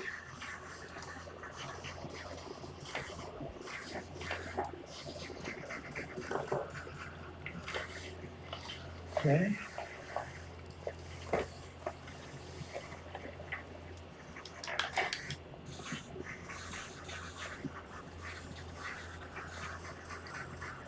Well, this is a $8.5 billion pipeline that we have ready to go. That's right. So we're ready to go. Just getting started. And we're doing a real job on rare earth and many other things. Perhaps I could ask John to say a few words, and then we'll exchange papers. But just how are we doing on your naval purchases and all of the submarines that we're working on with Australia? How's that going? Thank you, Mr. President. Obviously, Australia is a very important ally of ours in the Indo-Pacific and in every battle. We've fought with us since World War I, and we've always been side by side. The facility that they're building, Swift-West, is critical and very important to our ability to project power in the Indo-Pacific and work with our allies. So we're working very closely. I think what we're really trying to do is take the original AUKUS framework and improve it for all three parties and make it better and clarify some of the ambiguity that was in the prior agreement. So it should be a win-win for everybody. And the submarines that we're building for Australia are starting to really move along, right? The process is getting very exciting, isn't it? Getting better. That's good. Very good. It'll be great. Thank you very much. Maybe we'll hold this up. Okay?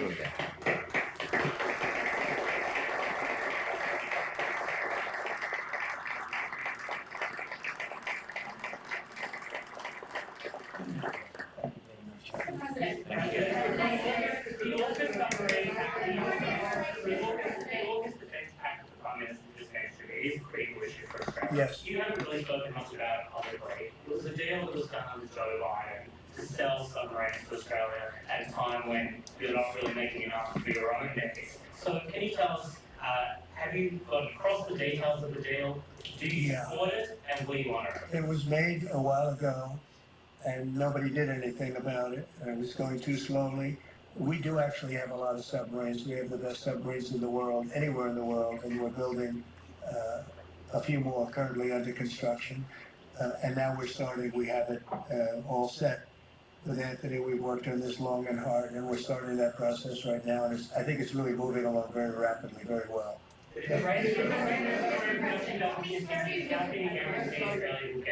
Oh, it's getting, oh no, they're getting it. At least 32 people have been killed. Excuse me, you're next. Go ahead. China's bad behavior has really only gotten worse since the AUKUS partnership was formed. With that in mind, is the door open for Australia to get additional nuclear power submarines or other military capabilities not already in the deal? I think China's been very respectful of us. They're paying tremendous amounts of money to us as in the form of tariffs. As you know, they're paying 55%. That's a lot of money. They never were paying anything over years and years and years.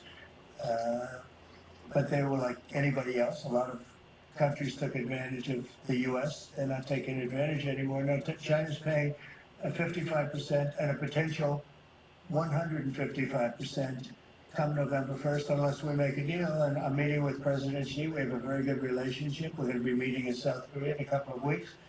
And we'll see what we can do. We have a very good relationship with China, but you know, it's been probably a little bit like your relationship with China. They try and take advantage, but most countries do. I mean, I can say the European Union took advantage, but not anymore. We worked out a very fair trade deal. Japan, we worked out a very fair deal. South Korea, where I'll be meeting President Xi, we worked out a very fair deal. And I expect we'll probably work out a very fair deal with President Xi of China. So most of you will be with us. It's going to be very exciting. And I think we're going to work out something that's Good for both countries. Are you guys interested in expediting the nuclear power subs to Australia? Well, we are doing that, yeah, we're doing that. We have them moving very, very quickly. Yeah, please. Mr. President, I don't think you've ever been to Australia. Have you thought about coming to Australia and trying out some of the golf courses? I would, and I actually have been to Australia, and I did play one of your great golf courses. They have great golf courses there. But I have been to Australia, actually, and oh, I would. In fact, I've been invited to go, and I'll have to give it serious consideration. No, it's a real possibility. He did. And perhaps we could time it, must be said, with the President's Cup that Australia hosts as well. When is the President's Cup? We'll organise a time suitable for you, Mr. President. Please, in the back, please. Yeah, in the back. Mr. President, the Prime Minister mentioned that there's a trade imbalance that's very heavily in America's favour. Why does America slap such heavy tariffs on a friend and Well, we don't, yeah. Well, we do in some cases. We do in many cases because we've been treated unfairly, but actually the tariffs are very light. The one thing is you buy a lot of airplanes, so that helps because you buy a lot of the beautiful Boeings, the best of the Boeings. Boeing, and by the way, Boeing is really doing well. They have lots of orders and they're really doing a great job. They make a great plane. But Australia, because of its location, which is great, but one of the things dictated by that location is you have to order a lot of airplanes. So I guess we have that advantage. They need a lot of airplanes in Australia, and that gives us a little bit of an Yeah, President, your Secretary of War, Pete Hegseth, in his Shangri-La speech in, I think it was May, warned about the potential likelihood or threat of President Xi ordering an invasion of Taiwan. 2027 is also the year that Fleet Base West is supposed to start rotating those US and UK submarines.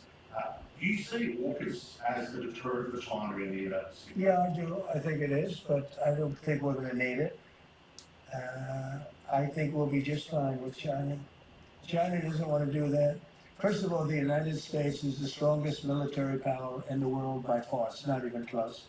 Not even close. We have the best equipment. We have the best of everything, and nobody's going to mess with that. And I don't see that at all with President Xi. I think we're going to get along very well as it pertains to Taiwan and others. Now, that doesn't mean it's not the apple of his eye, because probably it is, but I don't see anything happening. We have a very good trade relationship. We're going to have a very good, I think when we leave South Korea, could be wrong, but I think we'll end up with a very strong trade deal. Both of us will be happy.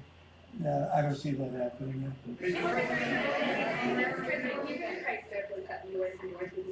Would you consider lifting the tariffs that you've imposed on Australia? And can you give us any details about the critical? Yeah, well, the tariffs have been amazing because, tariffs have been really a reason that I was able to settle almost all of the, I've settled 8 wars in 8 months. Not bad.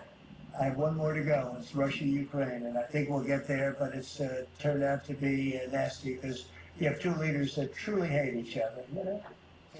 You can't have it all, right? They hate each other beyond all else, and it makes it actually a little bit difficult. But we try, of the 8 deals, I would say because of tariffs, 4 or 5 of them were settled. It's an amazing thing, the power of tariffs in terms of our country. But tariffs have always been used against us. We never used them against anywhere else. And now you have a president that for national security reasons and other reasons is using them. And we've become a very rich nation again and a very secure nation again. But we've also become a nation that used that power of tariffs and the power of trade to settle 5 of the 8 wars that I settled. I settled 8. I'm very proud of that. Nobody else has settled 1. I don't think there's been an American president that settled 1. I think there probably hasn't been outside of the 2 countries involved, or however many are at war. I don't think there's ever been an outside country that settled a war, period. So I settled 8 in 8 months. I'm proud of that. Now, in the meantime, I'm running a country that's right now we're the hottest country anywhere in the world. We were dead.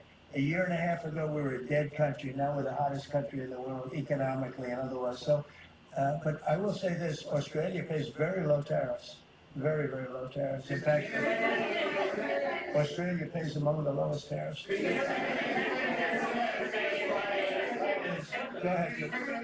Conservative Australia has taken 9 months to get this meeting. Have you had any concerns with this administration that stands on Palestine, climate change, or even things the ambassador said about you in the past, the Australian ambassador? I don't know anything about him. I mean, if you said bad, then maybe he'll like to apologize. I really don't know. Did an ambassador say something bad? Don't tell me.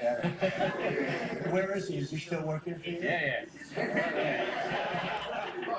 You said bad?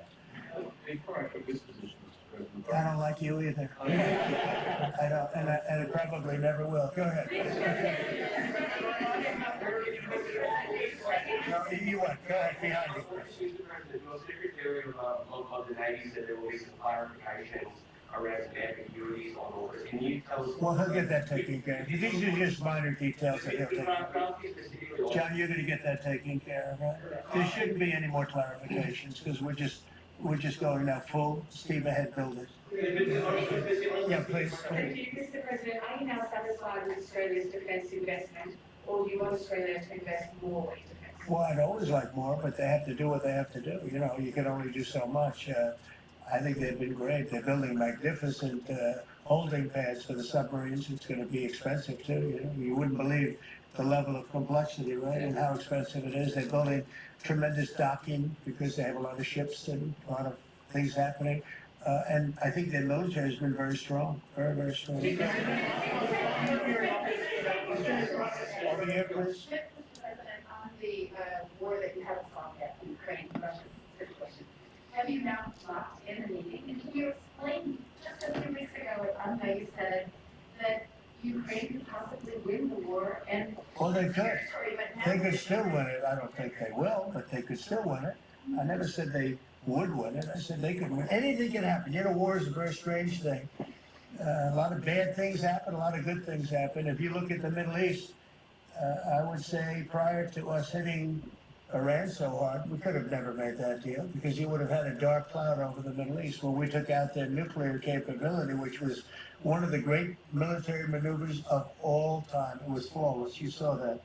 Those magnificent B-2s. I mean, that was a flawless move that was done by some very talented people, headed up by Pete and everybody else, and our great generals, and General in particular, Raisin Kane.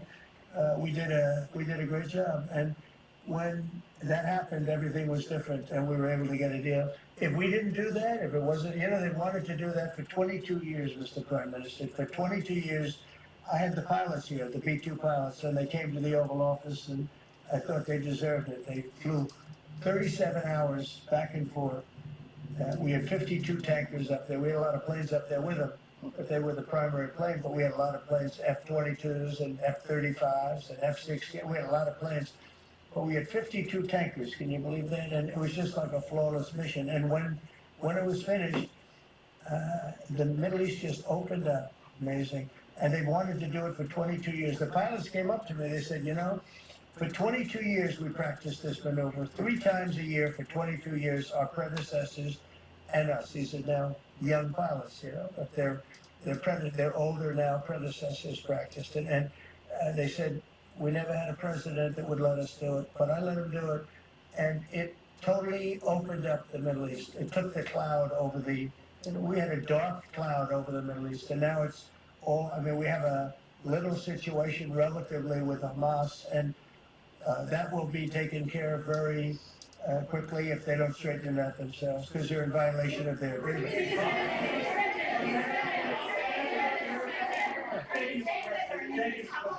On rare earth minerals, Australia is one of the only places in the world that processes rare earth minerals. Could there be an agreement? China has 90% of the processing. Could there be an agreement over processing rare earth minerals with Australia? Sure, that's what we're doing. I mean, it's part of the agreement.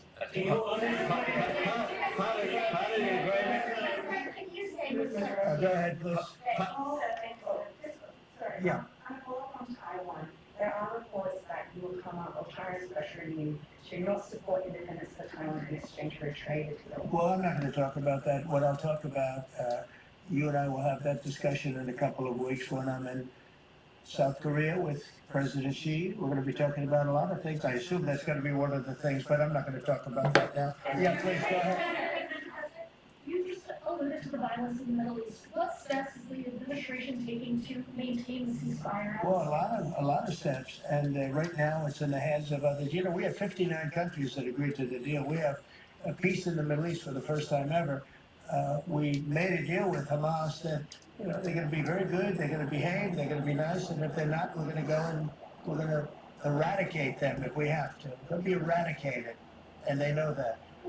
So they went in, and I don't believe it was the leadership, but they had some rebellion in there among themselves, and they killed some people, you know, a lot of people.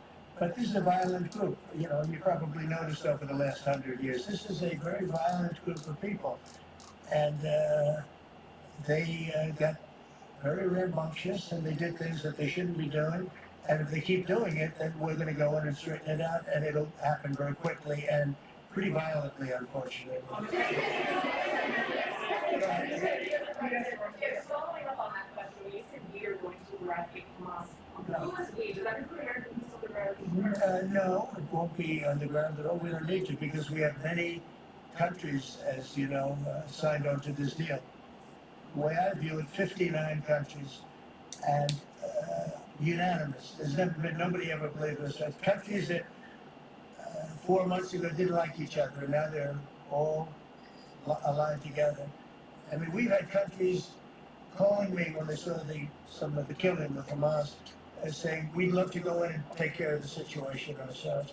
In addition, you have Israel would go in 2 minutes if I asked them to go in. I could tell them, go in and take care of it. But right now, we haven't said that. We're going to give it a little chance, and hopefully there will be a little less violence. But right now, you know, they're violent people. Hamas has been very violent.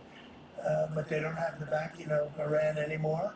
They don't have the backing of really anybody anymore. They have to be good. And if they're not good, they'll be eradicated.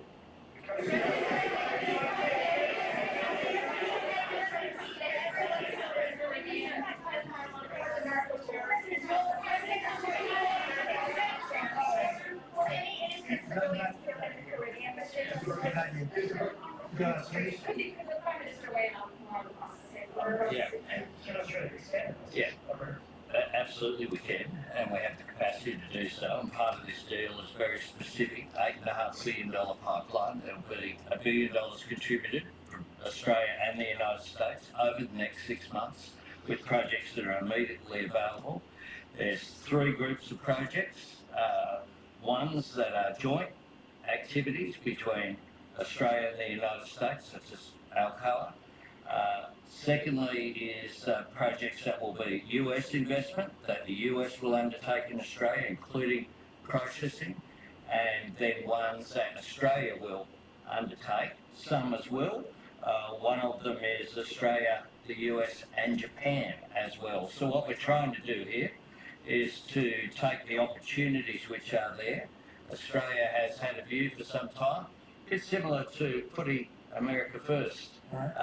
Our plan's called the Future Made in Australia, which is about not just digging things up and exporting them, but how do we make sure that we have across the supply chains with our friends being able to benefit, seize those opportunities. So we certainly see part of what this is about isn't just digging things up, it's also about processing, including the joint ventures between Australia and the United States.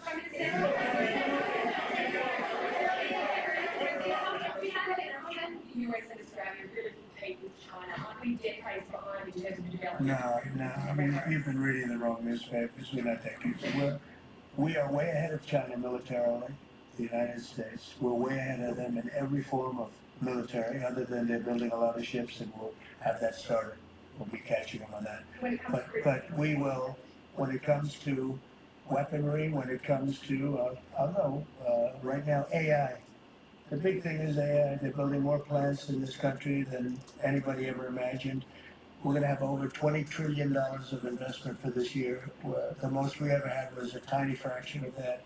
As an example, Biden was, the worst president in the history of our country by far, by the way. But they were less than $1 trillion for 4 years.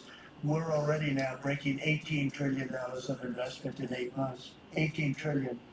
No country in history has ever done that.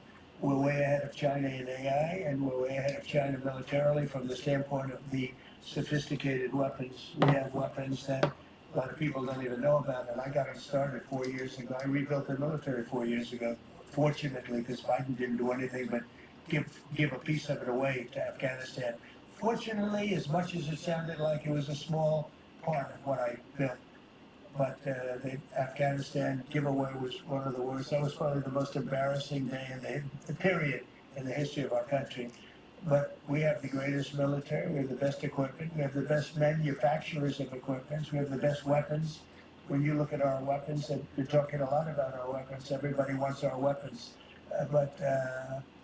It's great to be working with Anthony. It's great to be working with the people of Australia because they also, I mean, it's a smaller country, but you have done a fantastic job in weaponry and the kind of things that we do a lot of joint work together. Our militaries work very, very closely together. We've been really an amazing ally when you think of it, right? There's never been any games.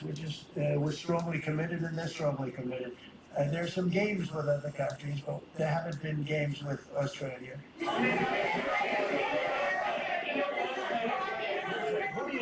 Where do you come from? Who are you with? Nasty guy. Go ahead. Oh, sorry, All right, go ahead. On your first time you looked at two Australian Prime Ministers, Scott Morrison and we might have different same side of politics as you, Mr. Albanese, different side. Can you tell us a bit more about what it's like to look at Mr. Albanese compared to those? Well, I got along. I mean, that wouldn't be fair because, the man on my right has the big advantage. You know that, right? But I think he's doing a really good job, and we've had a very good relationship. I don't want to compare one with the other, but I'll tell you, this one is, they really have a great Prime Minister. Okay? Was that a good share? I'll use it in my ads in 28.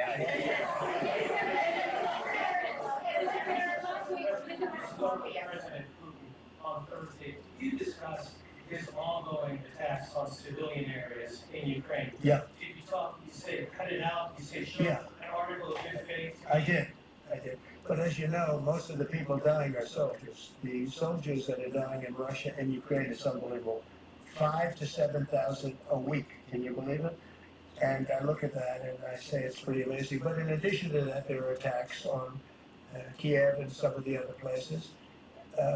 And it's human lives, but the big number of human lives is soldiers that are being killed on the battlefield. Anywhere from 5,000 to 7,000, sometimes more than that every single week. It's not even believable. It's a bloodbath. It's the worst since the Second World War. The worst number of people. And it doesn't affect us in any way. We don't pay anything because now they pay us for the weapons that they get. The NATO is paying us for the weapons, as you know. It doesn't affect, I guess you could say that's a positive thing, they pay us, but I'm not interested in that. I did straighten it out. Biden gave them $350 billion. Can you believe it? And all they did is get deeper in it. It's a shame. Gave them $350 billion. A lot of lives were lost. That's a war that would have never happened if I were president. But we do speak about that. I speak about all of the lives, but I do speak about the civilian lives. The President has done such an amazing job on Ukrainian children who were attacked by Russia. Would you support Senator Lindsey Graham's bill to declare Russia a terrorist state? And you have within your party the most powerful man on earth. Why don't you just enable Ukraine to finish this war tomorrow?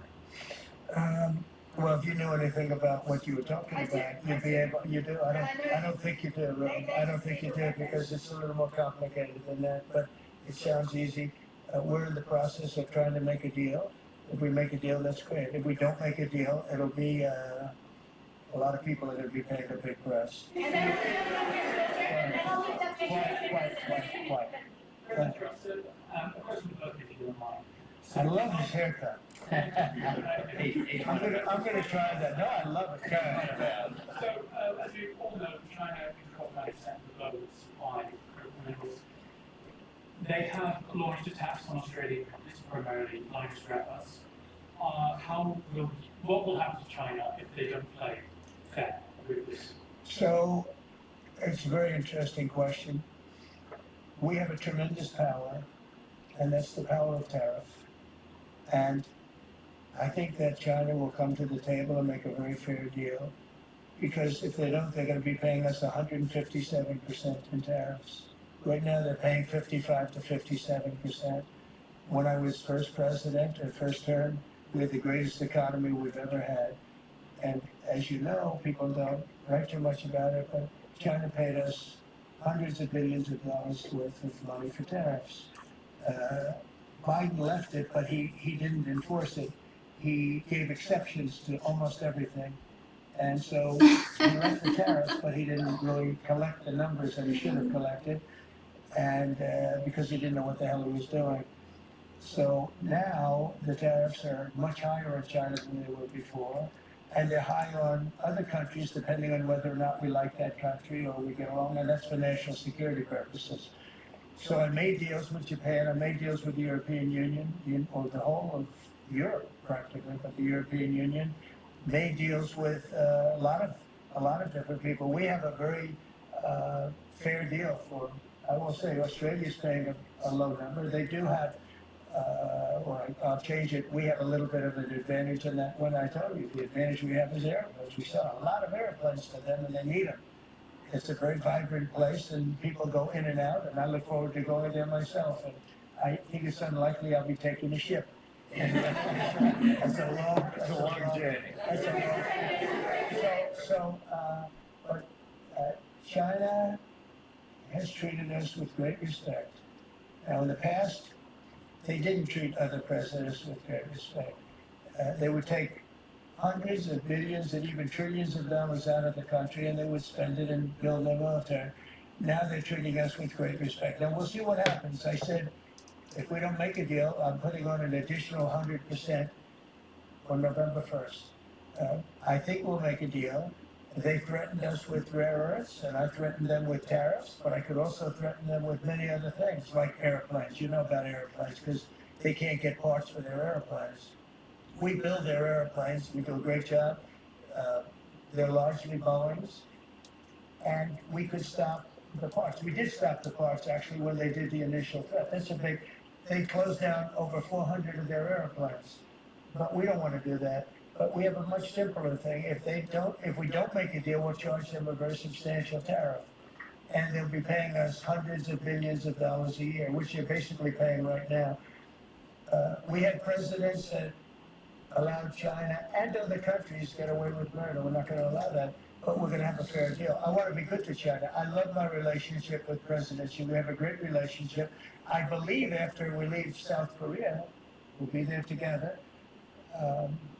We thought that would be a good place to meet, and we're going to be meeting. I'll be in Malaysia, I'll be in Japan, I'll be in a couple of others. We'll be sort of doing a little bit of a tour. I've been invited to go to China, and I'll be doing that sometime fairly early next year. We have it sort of set, but I think we're going to have a very good relationship with China. And again, they will threaten us with rare earths. I don't think they're threatening us too much right now, but they could do that. But I threaten them with something I think is much more powerful, and that's tariffs. Because at a certain point, they will not be able to do any business with us. At a certain point, if they pay enough tariffs, it's almost like saying, we don't want to do business with you, but it's probably nicer. Saying you're going to pay 158, 157% tariff is a nicer way of saying that we don't want to do business with you. And if they don't do business with us, I think China's in big trouble, I'll be honest with you. I think China is, I don't know that they even make it. I really do. I believe that they're in big trouble, and I don't want them to be in big trouble. I want them to do great. I want them to thrive, but we have to thrive together. It's a two-way street. I think when we finish our meetings, and it's going to be a big deal. Look, I'm meeting with a lot of other countries, but this seems to be the one that people are very interested in. I think when we finish our meetings in South Korea, China and I will have a really fair and really great trade deal together. I want them to buy soybeans. They stopped buying our soybeans because they thought that was punishment. And it is punishment to our farmers, but we're not going to allow that to happen because I made a great trade deal with China, a $50 billion trade deal, and they were great about it. They were doing everything that they were supposed to do. And then when Biden came in, I used to call President Xi all the time to say, thank you, or you're not buying enough. In other words, they were supposed to buy. Biden, do you think Biden never called him? I don't think Biden ever called him. Do you think Biden lied awake at night thinking about trade with China? He didn't know what he was doing. who's an incompetent president. We had an incompetent president, but you don't have that anymore. So I think we're going to end up having a fantastic deal with China. It's going to be a great trade deal. It's going to be fantastic for both countries, and it's going to be fantastic for the entire world. Thank you very much, everybody. Thank you very much. Thank you very much. Thank you, press. Thank you, press. All right, so we do see that the media is now being asked to leave the White House room where we were hearing from President Trump as well as the Prime Minister of Australia on a number of issues, including a deal that both world leaders signed with rare earth minerals. And we also heard extensively, as we were anticipating, a lot of conversation about China and the relationship with China and how this particular agreement improves the relationship between Australia and the United States, but then it also welcome everybody. has something to do with China as well, because China, of course, has a lot of the rare earth minerals there. What's your guys' thoughts? For President Trump talking about tariffs, talking about an upcoming meeting with the Chinese president right there. So we did want to bring that to you there as well. And another live look here outside of the White House as that meeting just concluded. According to the White House Communications Press Office, though, both world leaders are now going to be having a working lunch. That, for now, is closed to the press. However, that might change, and of course, we're always monitoring all of these live streams. Should that change, should the media be allowed inside that lunch between the two world leaders, we, of course, will bring that to you. In the meantime, though, we are going to be stepping away for a break. We'll be right back. There we go. All right, they finally went on break. I muted it for right now, 'cause music. But what did everybody think of what Trump said? He's funny. When he was talking about that guy's hair. Thank you guys for the likes.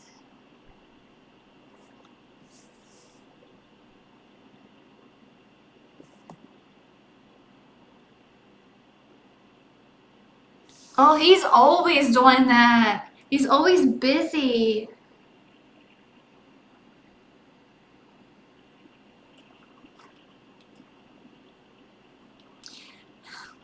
I don't even know if he sleeps, okay? It makes you wonder how, because he's always going places. Do you sleep? Get some sleep.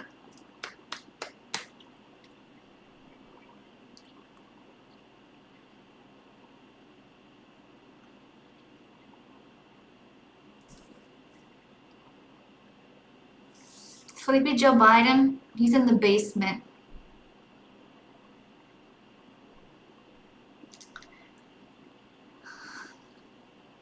God bless you guys. Thanks for tuning in.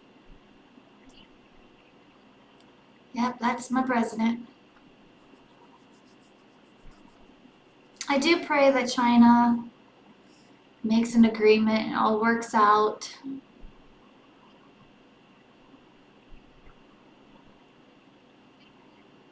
It is a very beautiful beach. It is very calm.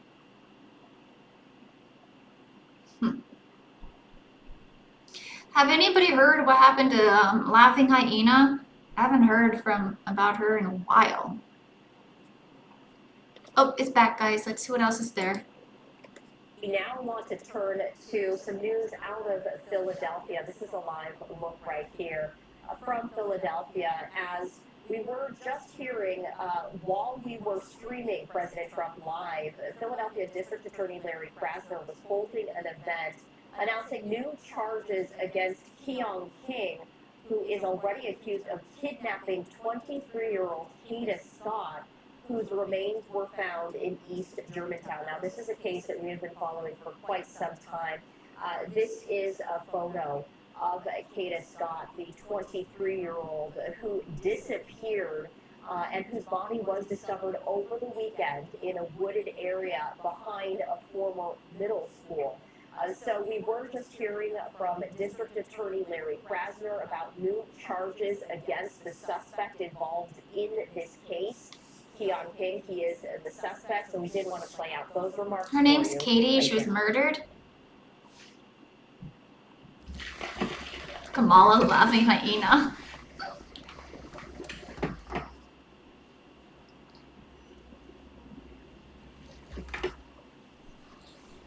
Is everybody ready? We're all good.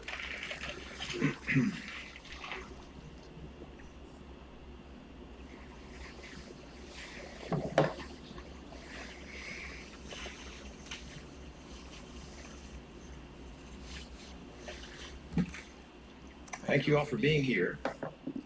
Ordinarily, this would be our Monday press conference in which we focus on two different things. One of them being gun violence data, and another being a related special topic. That is not what we're doing today. This press conference is yielding to the needs and the wishes and the priorities of the family of Kata Scott. Alrighty, guys. In the process of addressing those needs. This is pretty much just news. I honestly came on to hear what Trump had to say on all of this that's going on and taking place. Not really anything else. I mean, you guys can tune in to watch this, but I really wanted to know what our president had to say. But I do want to thank every one of you for tuning in and watching. When he goes to Korea, he said, in a couple of weeks, he said, I do want to record that because I want to see how that goes. I just got to keep my eye out to see which day he's going.